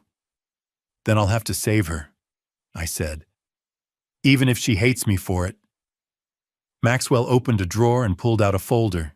He slid it across the desk. The PI report came in this morning, faster than expected. I looked at the folder. Brandon Hayes, full background investigation. Michael Brooks, private investigator. October 28th, 2024. I opened it. The first page was a summary. Subject, Brandon Michael Hayes. DOB, March 15th, 1990. Age 34, current residence, Optima Kierland Apartments. Scottsdale, AZ, lease $2. $400 per month, employment, unemployed claims. Real estate investor, criminal record, 2021 Denver, Colorado fraud. Victim Michelle Torres. Amount $95,000. Charges filed, suspect fled jurisdiction. 2022 San Diego CA fraud. Victim Jennifer Adams. Amount $67,000. Charges filed, suspect fled jurisdiction. Outstanding warrants, Maricopa County AZ, failure to pay child support. Amount owed $42,000. Issued June 2023. Known aliases, none assets. None identified, debts, credit cards, $78,000, 5 accounts, all maxed.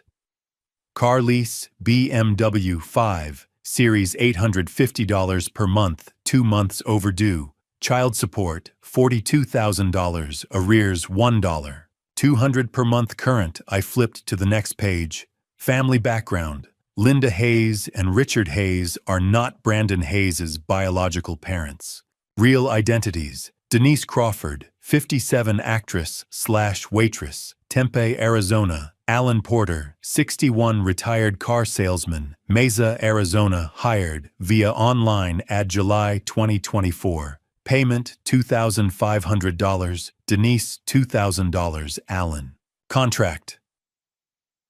Attend 2 dinners, pose as parents. PI interviewed both. Both confirmed arrangement. Provided contracts, text messages, payment receipts. I looked up at Maxwell. He's done this before. Yes. And Amanda has no idea. Not yet. I closed the folder. What happens now? Now. Maxwell leaned forward. Now we wait. The wedding will happen. Brandon will think he's gotten away with it.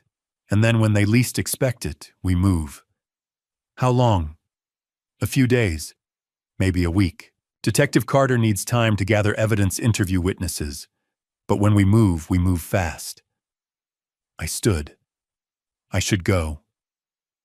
Mr. Hughes. Maxwell's voice stopped me at the door. You did the right thing. Calling her. Warning her. She may not see it now, but one day she will. I didn't respond, because I wasn't sure he was right. I walked out into the bright Phoenix morning. Somewhere across the city, my daughter was getting married. To a man who'd stolen my money. To a man who'd lied to her about everything, and there was nothing I could do to stop it. Not today, but soon. I went home. What else was I supposed to do? I couldn't go to the wedding. Amanda had made that clear. So I sat at my kitchen table, opened the PI report, and started reading. 37 pages. Brandon Michael Hayes. Full Background Investigation by Michael Brooks. Private Investigator. October 28, 2024. Page 1 Summary. I'd already read this part in Maxwell's office. Brandon Hayes, 34 years old. Unemployed. Criminal record. Outstanding warrants. But the details were in the rest of the report. Page 3. Criminal history. 2021. Denver, Colorado. Victim Michelle Torres. 29 marketing manager, amount stolen $95. 000 method. Brandon claimed his family owned a restaurant and needed capital to expand. Michelle took out a personal loan to invest. 2 weeks later, Brandon vanished, changed his phone number, deleted all social media accounts, left the state. Police report filed. No arrest made. Brandon fled to California. 2022. San Diego, California victim Jennifer Adams, 32, nurse amount, stolen $67,000 method. Brandon claimed his mother needed emergency surgery and he didn't have insurance. Jennifer gave him her savings. He disappeared the next day. Police report filed, classified as a civil matter by local PD. No arrest made. Brandon fled to Arizona. I set the report down and stared at the wall. He'd done this before, twice, and he was doing it again. To my daughter. Page 8. Financial profile. Current debts. Credit cards. $78,000 across 5 accounts, all maxed out. Car lease BMW. 5 Series, $850 per month, 2 months overdue. Repossession pending. Apartment rent, Optima, Kierland, $2,400 per month. 1 month overdue. Gambling debts, $12,000 owed to online casinos. Child support, $42,000, arrears, $1. $200 per month current order, total debt, $132,000, plus assets. None identified income, none verifiable. He was drowning. And he was using my money, my daughter, to stay afloat. Page 14. Business investigation. Hayes Properties, LLC. Business registration, none tax filings, none employees, none office location, none website created. June 2024, using a free template, Wix. No legitimate content. No client testimonials. No project portfolio. Conclusion. Hayes Properties, LLC is a fabrication. The business does not exist. I thought about that dinner in July, Linda and Richard Hayes talking about their family business. How proud they were of Brandon. All lies. Page 19. Parents. Investigation. Linda Hayes equals Denise Crawford, age 57, occupation actress/waitress, Tempe hired.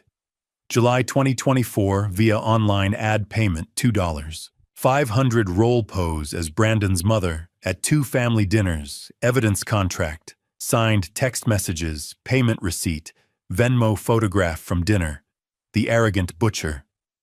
July 12, 2024, PI interview Denise, confirmed arrangement. Quote, I thought it was harmless, just acting. I didn't know he was stealing from anyone. Richard Hayes equals Alan Porter. age 61. Occupation retired car salesman, Mesa hired, July 2024, via same ad payment, $2,000 role pose as Brandon's father at 2 family dinners, evidence contract signed, text messages, payment receipt I interview Allen confirmed. Quote, I needed the money. I'm living on Social Security. $2,000 for 2 dinners seemed easy. I feel terrible now. I closed my eyes. I'd sat across the table from them. I'd believed them. I'd thought they were a nice family. Page 25. Chloe Hayes and Melissa Rodriguez, age 30.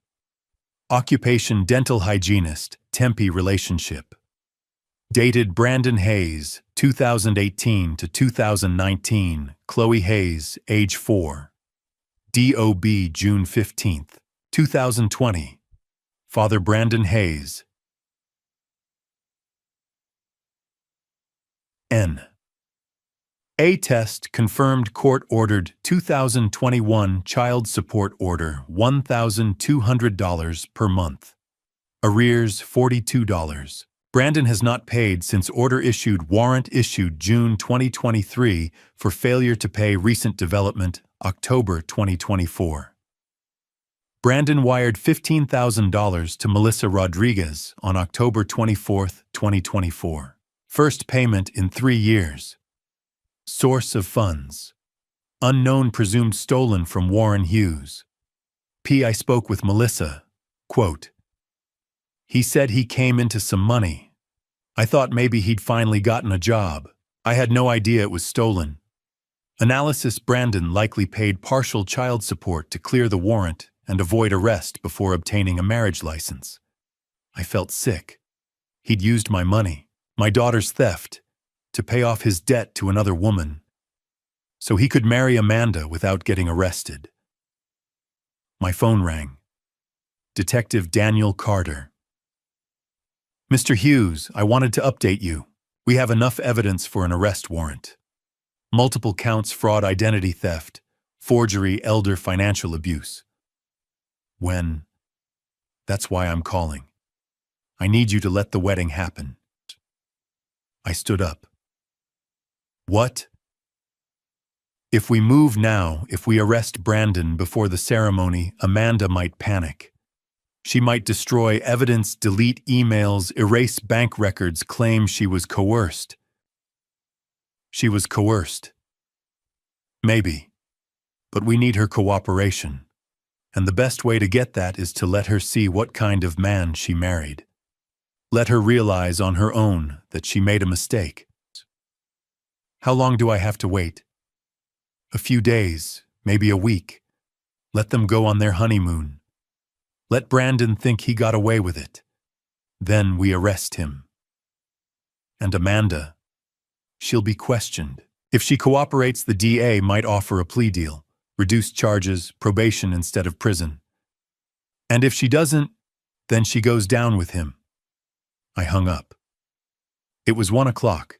The wedding was at 6. I sat at the table staring at the report for hours. At 5:30, I got in my car. I wasn't going to the wedding, but I needed to see it. I needed to know this was real. 6 p.m. The Clayton House, Scottsdale. I parked across the street, far enough that no one would notice me, close enough that I could see. The venue was beautiful, string lights, white flowers. A small crowd, maybe 50 people, gathered on the lawn. And then I saw her. Amanda, in a white dress. Hair done. Makeup perfect. She looked radiant. She looked happy. Brandon stood at the altar in a tuxedo, smiling confident like he'd won. The guests were cheering. I sat in my car, hands gripping the steering wheel, and watched my daughter marry a con artist. With my money. I'm sorry, sweetheart, I whispered. But this ends tonight. The address sat in my phone like a loaded gun, 1847 South Mill Avenue, Tempe, Arizona, apartment 2B. It was November 5th, 10 in the morning, and I was driving south on I-10, toward the woman my daughter's husband had abandoned 3 years ago. The private investigator had handed me her contact information, along with everything else, photos of a little girl with Brandon's eyes, court documents for unpaid child support, text messages begging for grocery money that had gone unanswered for months. Melissa Rodriguez, 30 years old, dental hygienist, single mother. One more victim in Brandon Hayes' long trail of wreckage. I parked outside a modest 2-story apartment complex with faded stucco and a cracked pool. The kind of place where people work 2 jobs and still struggle to make rent. I climbed the stairs slowly, my banker instincts screaming that I was about to hear something I didn't want to know. She answered on the first knock. Melissa was petite, with dark hair pulled into a ponytail and tired eyes that looked older than 30. She wore scrubs, pale blue, the kind you see in dental offices, and held the door halfway open, cautious. "Mr. Hughes." "Yes. Thank you for agreeing to meet." She stepped aside. "Come in." The apartment was small but clean. A kid's drawing taped to the fridge, a basket of laundry on the couch, the faint smell of toast. In the corner, a little girl sat on the floor coloring with crayons. 4 years old, dark curls, Brandon's sharp jawline and his mother's soft eyes. "Chloe." "She's beautiful," I said quietly. Melissa's expression softened just a fraction. "She's my whole world." We sat at a small kitchen table. Melissa poured 2 cups of coffee, her hands steady but her voice brittle. I met Brandon in 2018, she began, at a charity event in Scottsdale. He was charming, confident, well-dressed. He told me he was a real estate investor, said he owned properties all over the valley. I nodded. The same script, the same lie. We dated for about a year. He was intense, romantic. He'd show up with flowers, take me to expensive restaurants. I thought I'd found someone who actually saw me, I understand. Then I got pregnant. Her voice dropped, and everything changed. She stared into her coffee. At first he said he was excited, said we'd get married, buy a house, build a life, but the closer I got to my due date, the more distant he became. Missed appointments, stopped answering calls. When did he leave? December 2020. Chloe was 6 months old. Melissa's jaw tightened. He packed his things one night while I was at work. Left a note that said he wasn't ready to be a father. I haven't seen him since. 6 months old. I thought of Amanda at 6 months old, her tiny fingers wrapped around mine, her laughter filling our home. The idea of walking away from that, of abandoning your own child, made my stomach turn. Did he ever pay child support? I asked, though I already knew the answer. Not a dime. I took him to court in 2021. Got a DNA test, got a support order for $1,200 a month. He ignored it. Moved apartments, changed his phone number, disappeared. She shook her head bitterly. The state issued a warrant in June 2023. I figured I'd never see a cent. But last month, out of nowhere, $15,000 showed up in my account. Melissa looked at me, confused and wary. Wire transfer.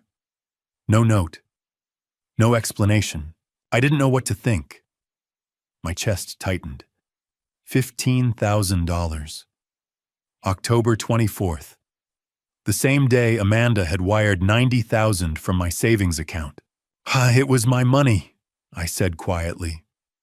Melissa's face went pale. What? Brandon stole $225,000 from me. He used my daughter to do it. That $15,000 he sent you, it wasn't his. It was mine. For a long moment, she just stared at me. Then her hand covered her mouth and her eyes filled with tears. Oh my God. I'm so sorry. I didn't know. I thought maybe he'd finally... She stopped shaking her head. I should have known better. You have nothing to apologize for, I said firmly. He manipulated you just like he manipulated my daughter. Just like he manipulated everyone. Melissa wiped her eyes. Why would he send it now, after 3 years? Because he needed to clear the warrant before he could get a marriage license. He married my daughter on October 28th. He used my money to buy his freedom so he could trap her. The disgust on her face mirrored my own. From the corner, Chloe looked up. Mommy, can I have juice? Melissa's expression shifted instantly, soft, protective. Of course, baby. She poured a small cup of apple juice and handed it to her daughter, brushing a curl from Chloe's forehead. The tenderness in that gesture broke something inside me. I thought of Amanda at 4 years old. Pigtails and scraped knees and absolute trust in her father. Where had I lost her? I reached into my jacket and pulled out an envelope. $5,000 in cash. Money I'd withdrawn from a separate account Brandon hadn't touched. This is for Chloe, I said, setting it on the table. Melissa's eyes widened. Mr. Hughes, I can't. Yes, you can. You've been raising his daughter alone for 3 years. You deserve support, and so does she. I met her gaze. I can't undo what he did, but I can try to help. Her hands trembled as she picked up the envelope. Thank you, I don't know what to say. Say you'll testify. She blinked. Want to testify?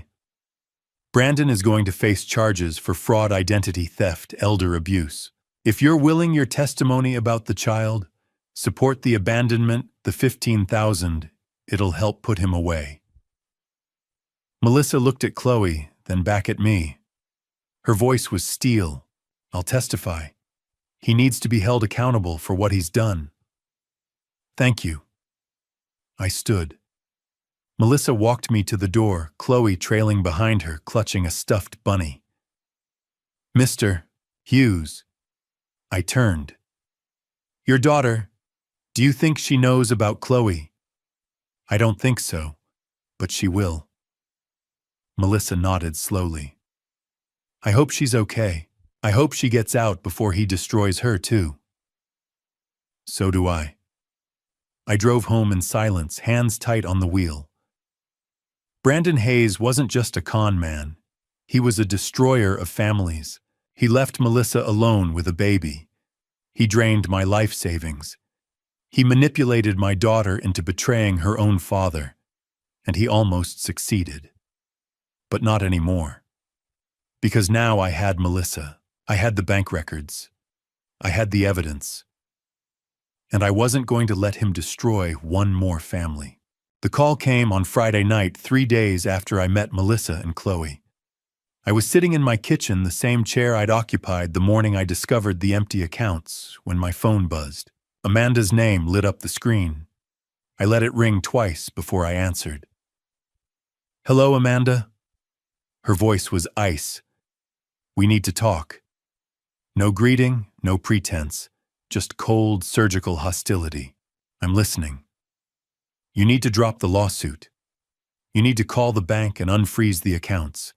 And you need to call the title company and release the escrow on the house.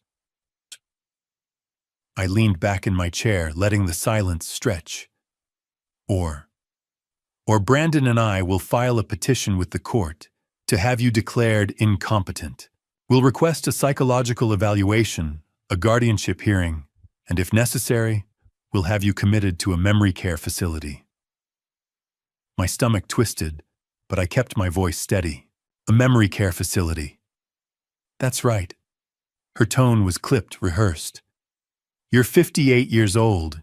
You're showing signs of confusion, paranoia, memory loss. You signed documents you claim you don't remember. You're making wild accusations against your own family. A judge will see that. I heard Brandon's voice in the background, low and smooth, coaching her. How much does a facility like that cost? I asked quietly. Around $8,500 a month. Don't worry, we'll make sure you're comfortable. $8,500 a month. For the rest of my life. Locked away, stripped of my autonomy while they drained whatever was left. It was a good plan. Clean. Legal. Cruel. You've thought this through, I said. We have. Her voice sharpened. So here's what's going to happen. You're going to admit you made a mistake. You're going to apologize. And you're going to make this right. Or you'll destroy me. Or we'll protect you, she corrected. From yourself. I closed my eyes and thought of Catherine. Thought of the little girl who used to draw pictures of superheroes. Thought of Melissa Rodriguez holding a 4-year-old child Brandon had abandoned. And I thought, enough. Amanda, before you do that, there are a few things you should know about your husband. I don't want to hear. In 2021, Brandon defrauded a woman named Michelle Torres in Denver. He convinced her to invest $95,000 in a fake restaurant. She lost her retirement savings. Silence. In 2022, he did it again. Jennifer Adams, San Diego, $67,000. He told her his mother needed surgery. There was no mother. No surgery. That's a lie. Your in-laws, Linda and Richard Hayes. Their real names are Denise Crawford and Alan Porter.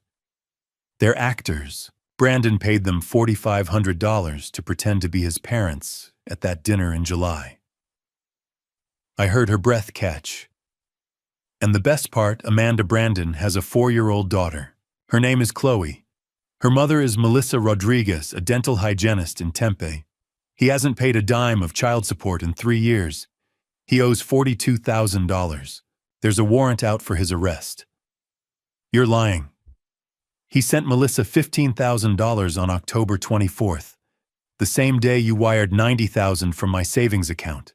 He used my money to clear the warrant so he could marry you. Stop it. He's a con man, Amanda. He's been running this scam for years, and you helped him do it. Brandon. Her voice turned away from the phone, sharp and panicked. Brandon, what is he talking about? What daughter? What actors? I heard Brandon's voice, distant but fast, trying to control the narrative. Baby, he's lying. He's trying to... Who the hell is Melissa Rodriguez? Amanda, listen to me. Who is Denise Crawford? The line exploded into shouting. Amanda's voice, shrill and furious. Brandon's voice louder, defensive, scrambling. I heard something crash, a glass, maybe a plate, and then the call cut off. I set the phone down on the table and stared at it. 30 seconds later, it rang again. Unknown number. I answered. Hello, Mr. Hughes. A woman's voice. Older. Shaky. This is Denise Crawford. I sat up straight. Ms. Crawford, I need to talk to you. About Brandon. I'm listening. She took a breath. It sounded like she'd been crying. I didn't know. When he hired me, I didn't know what he was doing. He said it was a prank. A surprise for his girlfriend. He said her real parents had passed away, and he wanted to give her a family experience before he proposed. And you believed him. I'm an actress, Mr. Hughes. I take gigs where I can get them. $2,500 for one dinner, it seemed harmless. Her voice cracked. But then I saw the news. I saw your name. I saw the lawsuit. And I realized I helped him steal from you. You did. I'm so sorry. She was crying now. I have a father. He's 73. If someone did this to him, I'd...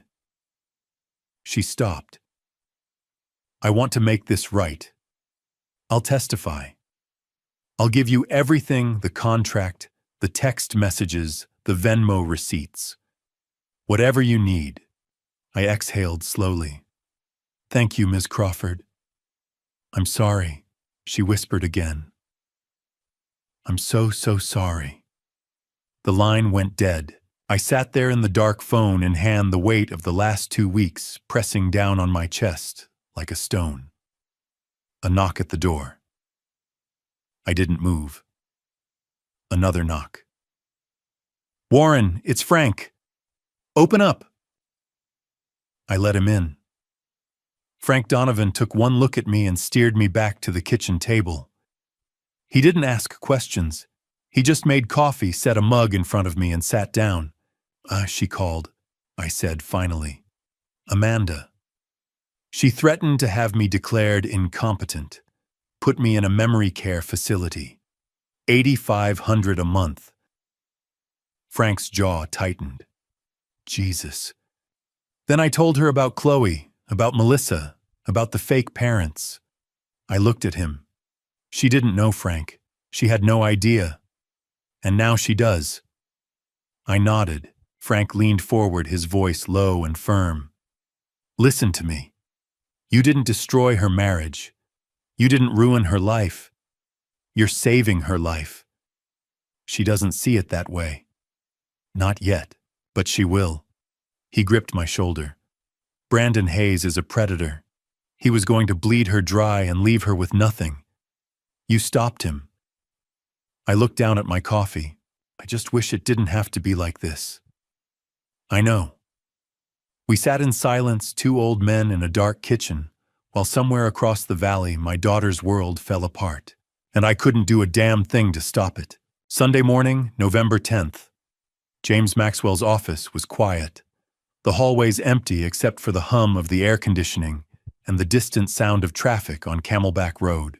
I sat across from Maxwell at his desk, a yellow legal pad between us covered in names and notes. Frank Donovan sat to my right, arms crossed, his face set in grim determination. Let's go through the witness list one more time, Maxwell said, tapping his pen against the pad. Preliminary hearing is in 6 days. We need everyone locked in. I nodded. Go ahead. Denise Crawford, he began. Also known as Linda Hayes, she's agreed to testify about the fake parent scheme. She'll bring the contract Brandon gave her, the text messages, and the Venmo receipts, showing he paid her $2,500. She called me Friday night, I said. She sounded genuinely remorseful. Good. Remorse plays well in court. Maxwell made a note. Alan Porter, Richard Hayes. Same deal. $2,000. He's on board. Between the two of them, we can prove Brandon fabricated his entire family background. Frank leaned forward. What about the women he scammed before? Michelle Torres, Denver, 2021. $95,000 stolen through a fake restaurant investment scheme. She's willing to testify via Zoom. Maxwell flipped a page. Jennifer Adams, San Diego, 2022. $67,000. Same story, fake crisis, fake urgency, real money. She'll also testify remotely. I felt a flicker of gratitude toward these women. They didn't have to come forward. They could have stayed silent, buried. The shame moved on. But they chose to speak. And Melissa Rodriguez, I asked. She's local, so she'll appear in person. Single mother, 4-year-old daughter, 3 years of unpaid child support. Her testimony establishes a pattern of abandonment and financial irresponsibility. Maxwell looked at me. She'll be compelling. I thought of Chloe coloring on the floor of that small apartment. She's a good mother. She deserves justice. She'll get it. Maxwell set down his pen. Now the harder part. Detective Carter called me yesterday. I straightened. What did he say? Amanda is also under investigation. The words hung in the air like a blade. For what? Frank asked, though we all knew the answer. Conspiracy to commit fraud, identity theft, forgery. She directly withdrew funds from your accounts using the forged power of attorney. She signed the documents. She facilitated the sale of the rental property. Maxwell's voice was clinical, detached. The state has enough evidence to charge her as a co-conspirator. My chest tightened. How much time? If convicted, 18 months to 3 years. 3 years. My daughter. In prison. Jesus. Frank muttered. Maxwell leaned back in his chair. But the prosecutor is willing to offer a deal. What kind of deal? Amanda testifies against Brandon, full cooperation. She provides documentation, communications, anything that ties him to the fraud. In exchange, the prosecutor will recommend a suspended sentence, probation, community service, restitution, but no jail time. I stared at him. And if she refuses, then she goes to trial. And if she's convicted, she serves the full sentence. Frank looked at me. Has she been contacted? Carter tried to reach her yesterday. She didn't answer. He left a message explaining the situation and gave her until Wednesday to respond. Wednesday. 3 days from now. What do you think she'll do? Frank asked quietly. I didn't answer. I didn't know. Would she cooperate? Would she finally see Brandon for what he was, a liar, a thief, a man who had used her to destroy her own father, or would she refuse? Would she stand by him, convinced that I was the villain, that this was all some elaborate scheme to control her life? I thought of the girl who used to hold my hand crossing the street, the girl who drew pictures of superheroes, the girl who promised to take care of me after her mother passed. And I thought of the woman who had threatened to lock me in a memory care facility. I didn't know which version of Amanda would show up on Wednesday. Warren, Maxwell's voice pulled me back. Sorry. What? I asked if you want me to reach out to her. Lawyer to lawyer. Explain the situation. I hesitated. Would it help? It might. Sometimes hearing it from a neutral party makes a difference. Do it, I said. But don't pressure her. Just make sure she understands what she's facing. Maxwell nodded. I will. We finished the meeting an hour later. Frank walked me to my car, his hand on my shoulder. She'll do the right thing, he said. I hope so. She's your daughter, Warren. Deep down, she knows the truth. I wanted to believe him. I really did.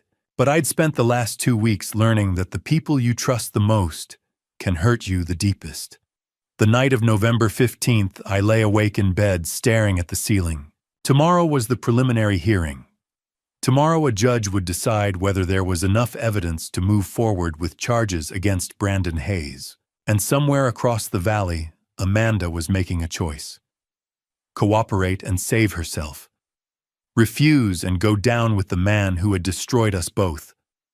I thought of Catherine, wondered what she would say, wondered if she would forgive me for what I was about to do to our daughter. At 2 a.m. my phone buzzed, a text from James Maxwell. Amanda's attorney just called. She's in. She'll testify. Preliminary hearing is still on for tomorrow 9 a.m. I read the message 3 times. Then I set the phone down, closed my eyes, and let out a breath I didn't know I'd been holding. She chose the truth. She chose to survive. And maybe, just maybe, she chose me. The Maricopa County Superior Court sat like a concrete fortress in downtown Phoenix, its glass and steel facade glinting in the early morning sun. I arrived at 8 o'clock, my tie knotted too tight, my hands clammy despite the dry November air. Frank met me at the entrance. He didn't say anything, just clapped me on the shoulder and walked beside me through security, through the lobby, up the elevator to the 3rd floor. James Maxwell was waiting outside courtroom 3C, briefcase in hand, his expression calm and professional. Ready? He asked. I nodded, though I wasn't sure I was. Brandon's already inside. He was transferred from the 4th Avenue jail this morning. And Amanda? Maxwell's face tightened. She's not coming. My stomach dropped. What do you mean she's not coming? She said she'd testify. She will, but not today. This is just the preliminary hearing. The judge will decide if there's enough evidence to proceed to trial. Amanda's testimony comes later. He paused. She asked to stay away from the courthouse today. She's struggling. I wanted to ask more, but the bailiff opened the door and called us inside. The courtroom was smaller than I expected. Wood-paneled walls, fluorescent lights, rows of empty benches. A handful of people sat scattered in the gallery, journalists, I guessed, or curious onlookers. I took a seat in the front row, Frank beside me, Maxwell at the prosecutor's table, and then they brought him in. Brandon Hayes. He wore an orange jumpsuit, his hands cuffed in front of him, his hair disheveled, his face pale and unshaven. Gone was the polished confidence, the expensive suit, the Tag Heuer watch. He looked smaller now, diminished. But when his eyes found mine, they burned with rage. He stared at me across the courtroom, his jaw clenched, his expression promising violence. I held his gaze and didn't look away. You did this to yourself, I thought. Not me. The bailiff announced the judge, Honorable Margaret Finch, a woman in her 60s with steel-gray hair and a no-nonsense demeanor. She took her seat, opened a file, and looked at Brandon without a trace of sympathy. Mr. Hayes, you are charged with 8 counts. Please remain standing. Brandon stood, his public defender, a tired-looking man in an ill-fitting suit, beside him. The prosecutor, a sharp woman named Lisa Ortega, rose from her table. Your Honor, the state charges the defendant with the following: count 1, elder financial abuse, Arizona Revised Statutes Section 46-456. The defendant, through fraudulent means, obtained $225,100 from the victim, Warren Hughes, age 58. Count 2, forgery, ARS 13-2002. The defendant facilitated the creation of forged power of attorney documents bearing a falsified notary seal. Count 3, fraudulent schemes and artifices, ARS 13-2310. The defendant engaged in a pattern of deception to unlawfully obtain money and property. Count 4, theft, ARS 13-1802. The defendant unlawfully took control of the victim's financial assets. Count 5, identity theft, ARS 13-2008.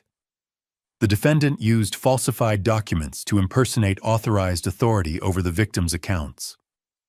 Count 6, child support evasion, ARS 25-681.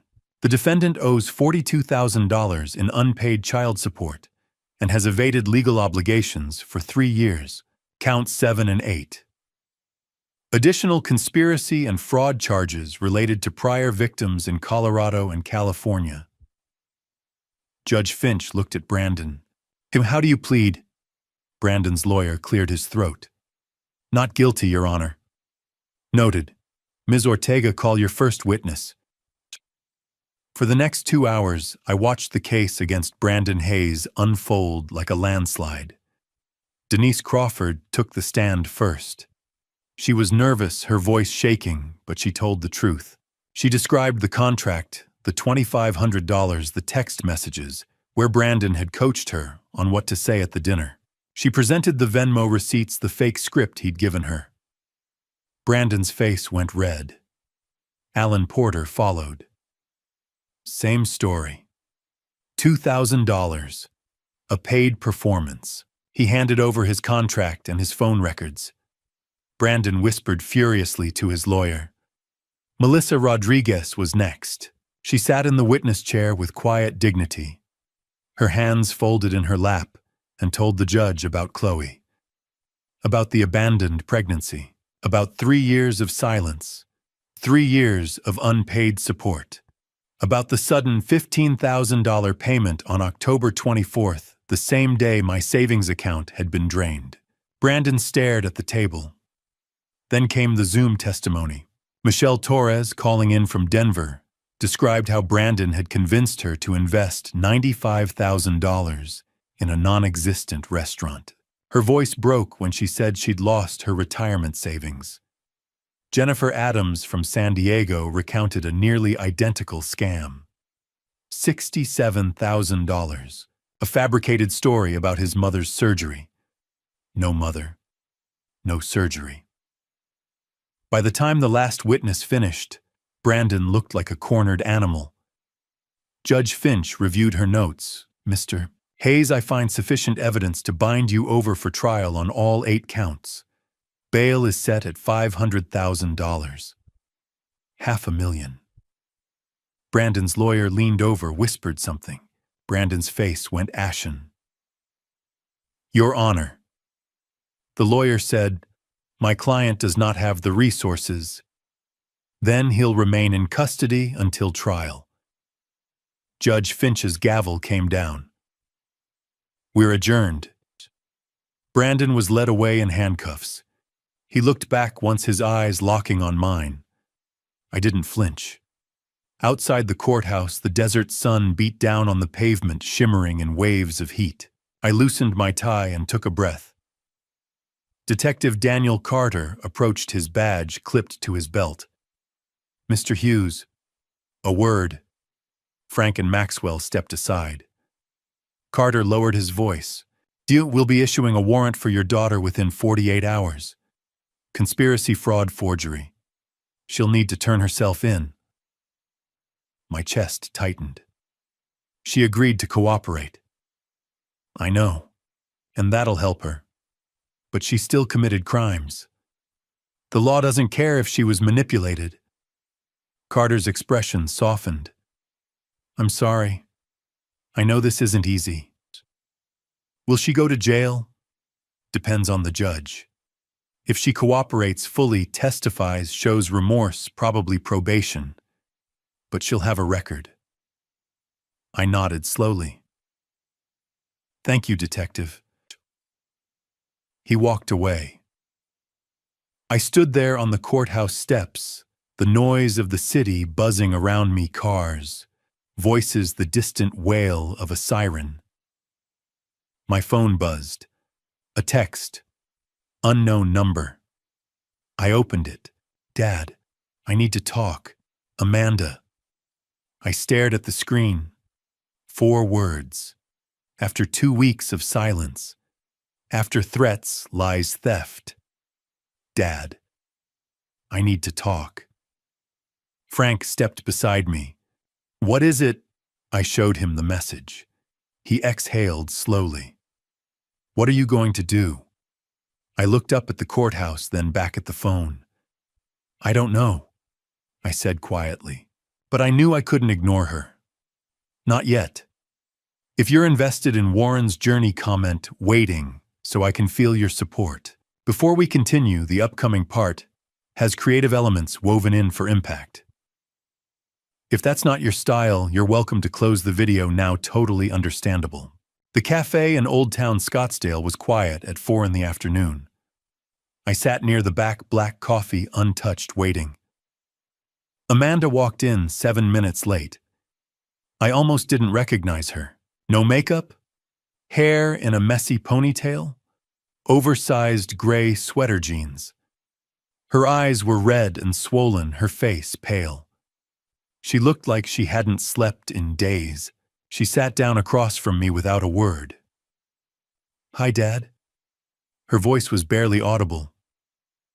Hi, sweetheart. Silence stretched between us. She twisted her fingers together, staring at the table. I'm sorry, she whispered. I'm so sorry, Dad. For everything. For the money. For the house. For what I said about Mom. About the nursing home. I didn't mean it. I was just... Her voice broke. She pressed her palms against her eyes, trying not to cry. I waited. Brandon told me you wouldn't even notice, she said, tears spilling over. He said you had so much money that taking a little wouldn't hurt you. He said you'd want to help me. And you believed him. I wanted to believe him, because I was desperate. She looked up at me, her face wet. I'm $28,000 in debt, Dad. Credit cards. I was about to be evicted.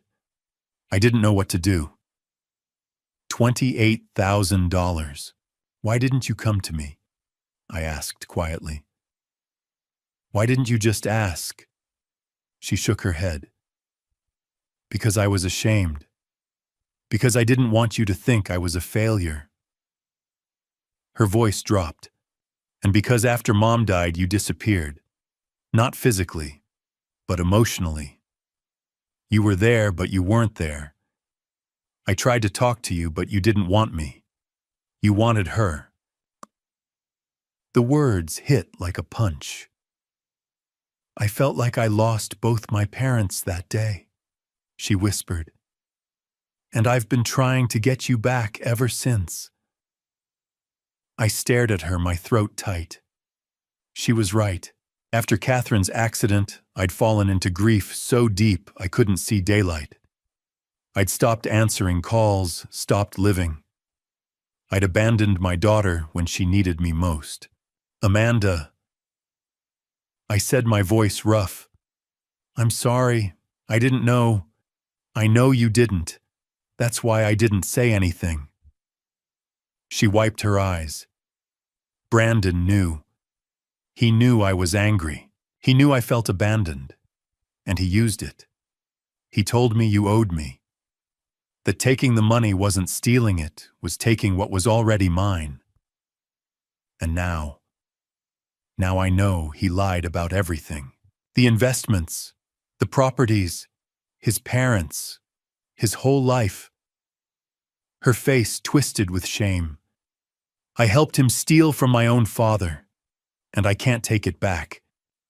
I reached across the table and took her hand. She flinched, then gripped my fingers like a lifeline. I forgive you, I said. She shook her head violently. You shouldn't. I don't deserve, Amanda. Look at me. She did, tears streaming. I forgive you. You made a mistake. You were manipulated. But you're still my daughter. And I love you. She broke. She bent forward, sobbing into her hands. I stood, walked around the table, and pulled her into my arms. She buried her face in my shoulder and cried deep, wrenching sobs that sounded like they'd been buried for years. I held her and whispered the words I should have said 3 years ago. I'm sorry. I'm so sorry I wasn't there. I'm sorry, Dad. I'm so sorry. We stayed like that for a long time. At 4:45, the door opened. Detective Daniel Carter stepped inside. Amanda pulled away from me, wiping her face. I called him, she said quietly. I need to do this. I need to face what I did. Carter approached. Miss Hughes, are you ready? She stood, her legs shaky. Yes. He didn't cuff her small mercy, but he placed a hand on her elbow and guided her toward the door.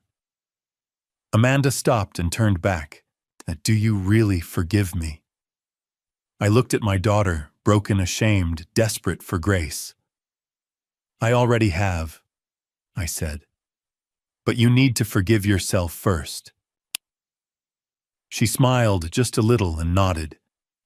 Then Detective Carter led her out into the Scottsdale sunlight. I stood at the window and watched them walk to the unmarked sedan, watched Amanda climb into the back seat, watched the car pull away, carrying my daughter toward a future I couldn't control. And I realized something. I'd gotten her back. Not the version of Amanda I'd lost 3 years ago. Not the little girl with pigtails and crayons. But the woman she was now. Flawed. Broken. Real. She was going to face charges. She was going to plead guilty. She might serve time, but she was mine again, and that was enough. The Maricopa County Superior Court was cold on the morning of January 15th. I sat in the front row, alone, my hands folded in my lap, watching as the bailiff called the room to order. All rise, the Honorable Margaret Finch presiding. The courtroom stood. Judge Finch entered, her gray hair pinned back, her expression unreadable. She took her seat and surveyed the room. The state of Arizona versus Brandon Michael Hayes and Amanda Marie Hughes. Please be seated. I sat. Brandon was led in first, wearing the same orange jumpsuit from the preliminary hearing, his hands cuffed in front of him. He looked thinner now, his face hollow, his eyes dark. He glanced at me once, a flicker of rage, then looked away. Amanda came next. She wore a simple navy dress, her hair pulled back, no makeup. She looked small, fragile. When her eyes found mine, I gave her a small nod. She nodded back, then sat beside her public defender. The trial lasted 3 days. On the first day, the prosecutor presented the timeline, the forged power of attorney, the unauthorized withdrawals, the fake boutique, the sale of the rental property. Every transaction, every lie, every manipulation laid out in cold, clinical detail. Michelle Torres testified via Zoom from Denver. She spoke calmly, but her voice shook when she described losing $95,000 to Brandon's fake restaurant scheme. Jennifer Adams followed. San Diego, $67,000, a fabricated story about a dying mother. She cried on the screen. On the second day, Denise Crawford and Alan Porter took the stand. They each described the fake parent scheme, the contracts, the script Brandon had given them. Denise apologized to me directly from the witness chair. "I'm so sorry, Mr. Hughes. I didn't know." Melissa Rodriguez testified in person. She held herself together until the prosecutor asked about Chloe. Then her voice broke. "He left when she was 6 months old. I haven't heard from him in 3 years, until he sent $15,000 in October. Money he stole from Mr. Hughes." Brandon stared at the table, jaw clenched. On the third day, I took the stand. The prosecutor asked me to describe the fraud. I did step by step. The missing money, the forged documents, the hospital visit where Amanda had tricked me into signing the power of attorney while I was weak and feverish. "Mr. Hughes," the prosecutor said, "your daughter participated in this fraud. She withdrew funds. She facilitated the sale of your property. How do you feel about that?" I looked at Amanda. She was staring at her hands, tears streaming down her face. "My daughter stole my money," I said quietly. "But Brandon Hayes stole her soul." The courtroom was silent. He manipulated her. He exploited her grief, her loneliness, her desperation. She made a terrible mistake. But he's the one who made her believe it was justified. The prosecutor nodded. "Thank you, Mr. Hughes." Then it was Amanda's turn. She walked to the stand, slowly, her hands trembling. The prosecutor asked her to recount the fraud. She did, her voice shaking, stopping every few sentences to wipe her eyes. "I lied to my father. I forged his signature on documents. I took his money. I helped Brandon sell his house." She looked at me, her face wet. "I'm so sorry, Dad. I'm so sorry." Brandon's lawyer stood. "Ms. Hughes, you're testifying against Mr. Hayes to save yourself, aren't you?" "No," Amanda said. "I'm testifying because what we did was wrong, and I need to take responsibility." "You expect this court to believe—" "Objection," the prosecutor said, badgering the witness. "Sustained." Brandon's lawyer sat down, frustrated. Then Brandon himself took the stand. He denied everything. Said Amanda had acted alone. Said he'd tried to stop her. said I was the one lying trying to frame him because I disapproved of the relationship. The jury didn't buy it. When Amanda's lawyer cross-examined him, Brandon lost his composure. He pointed at Amanda, his voice rising. She's lying. She's the one who planned everything. She used me. Amanda flinched, but didn't look away. Mr. Hayes, the judge said sharply, control yourself or you'll be removed from the courtroom. Brandon sat back, seething. On January 19th, the jury returned. Guilty on all counts. Judge Finch sentenced Brandon first. Mr. Hayes, you have demonstrated a pattern of deceit, manipulation, and financial exploitation spanning multiple years and multiple victims. You preyed on vulnerable people, including the elderly and a single mother. This court sentences you to 5 years in the Arizona Department of Corrections. You are also ordered to pay restitution of $275,100 to Warren Hughes and $42,000 in child support to Melissa Rodriguez. Brandon's face went white. Then the judge turned to Amanda. Ms. Hughes, you participated willingly in this fraud. However, the court acknowledges that you were manipulated by Mr. Hayes and that you have shown genuine remorse. You have cooperated fully with the prosecution. This court sentences you to 18 months in the Arizona Department of Corrections, followed by 5 years of supervised probation. You are jointly responsible for restitution alongside Mr. Hayes. Amanda nodded, tears streaming. The bailiffs led them away. Brandon didn't look back. Amanda did. Her eyes found mine one last time before the door closed. 2 days later, I sat in the visitation room at the Perryville Women's Facility. Amanda walked in wearing a tan jumpsuit, her hair shorter now, her face pale but calm. She sat down across from me, a sheet of plexiglass between us. We picked up the phones. Hi, Dad. Hi, sweetheart. She smiled just a little. 18 months. I know. That's a long time. I shook my head. It's nothing. I'll wait for you. 18 months. I can wait. Her eyes filled with tears. You really mean that? I do. She pressed her hand against the glass. I pressed mine against hers. I love you, Dad. I love you too. We sat like that for a long time, 2 hands separated by plexiglass holding on. The letter arrived in March 2025, 2 months after the trial. Plain white envelope, Perryville return address, Amanda's handwriting. I opened it at the kitchen table. Dear Dad, I don't know how to start this. I've written it a dozen times. My therapist says I need to stop running from the hard things. I'm sorry. For stealing from you. For lying. For what I said about Mom. I've been going to therapy twice a week. I'm learning things I didn't want to see. How I blamed you for Mom's death because it was easier than accepting she was gone.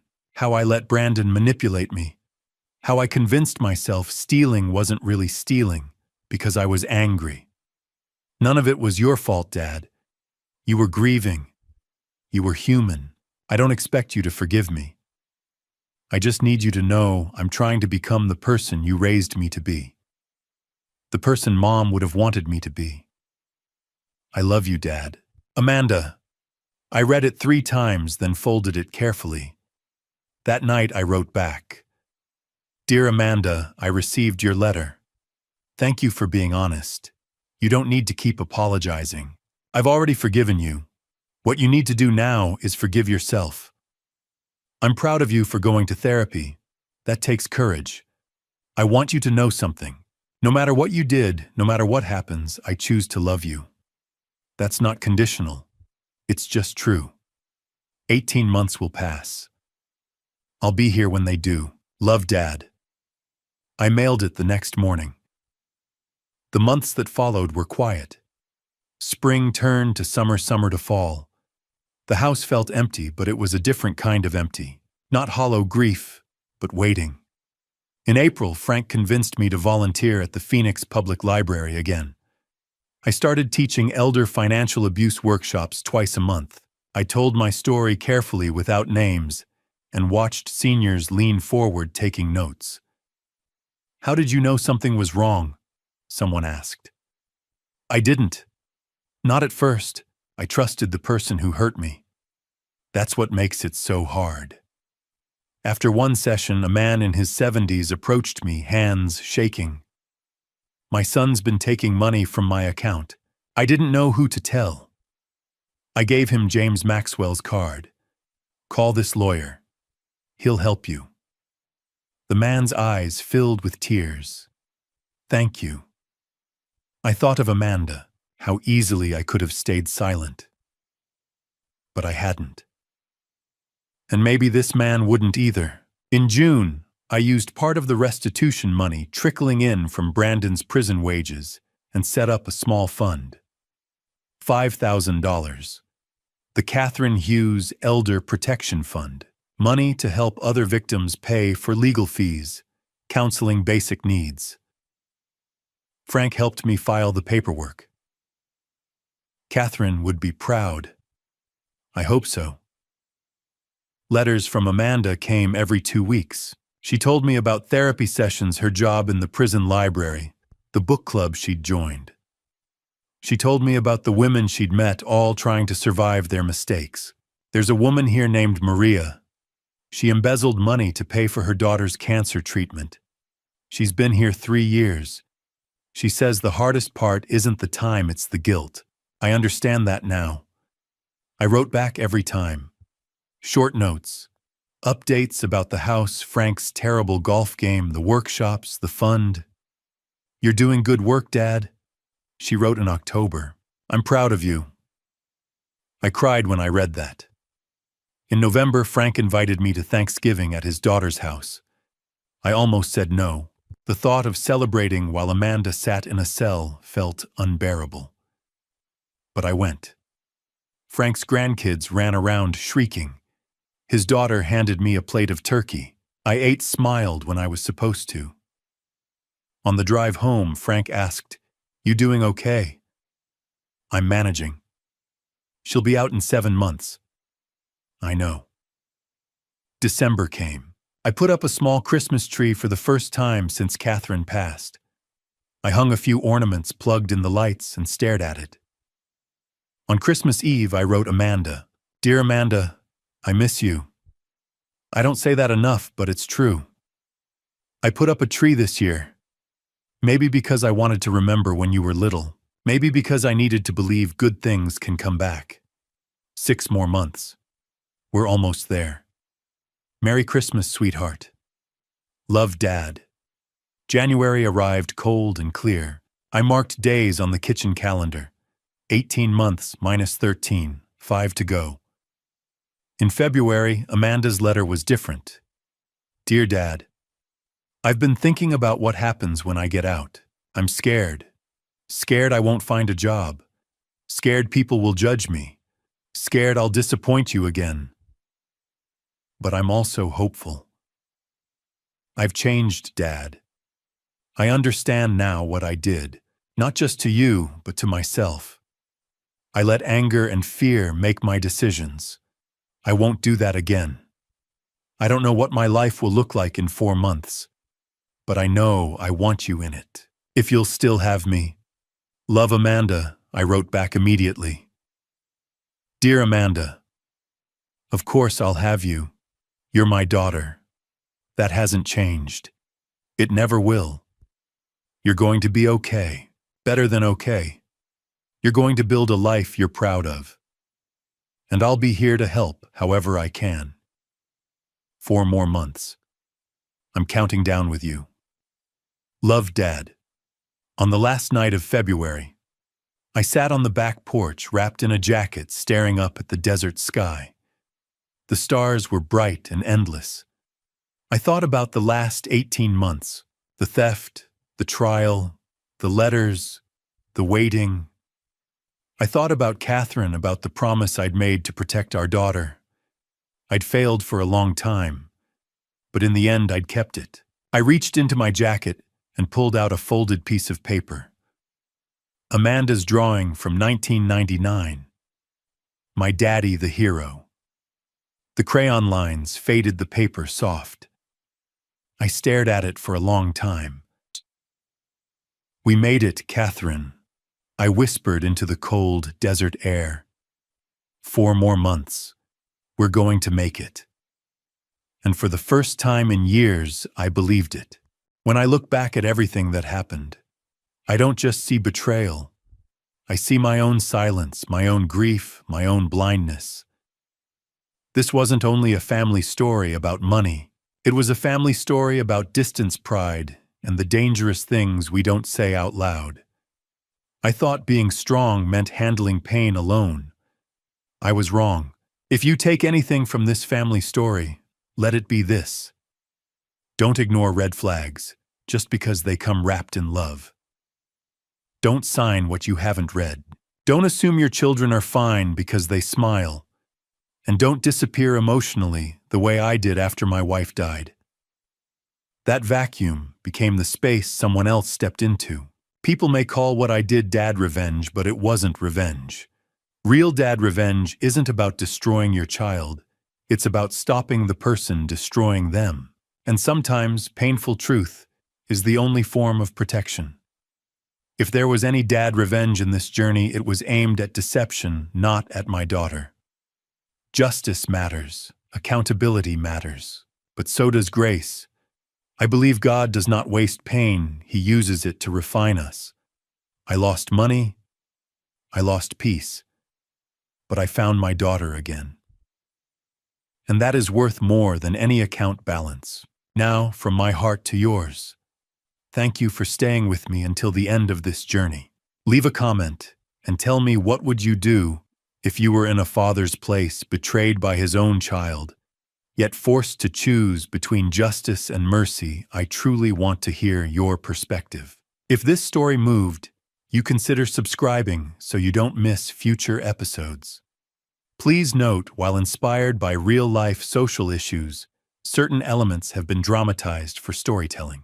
If this type of content isn't for you, feel free to explore other videos that better match your interests. 가보면 웃겨지겠지?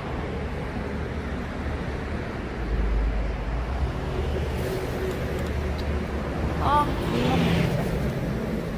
이걸 사고 방송을 켰어야 됐나? 아, 천천히 가보자, 지금. 나 랩네이 장바구니 들고 다니는 여자. 너무 무겁다.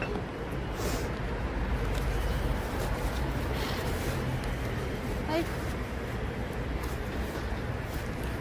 아. 이게 너무. 가만히 계세요. 이게 너무 무거워, 이게. 아이고, 가볼까?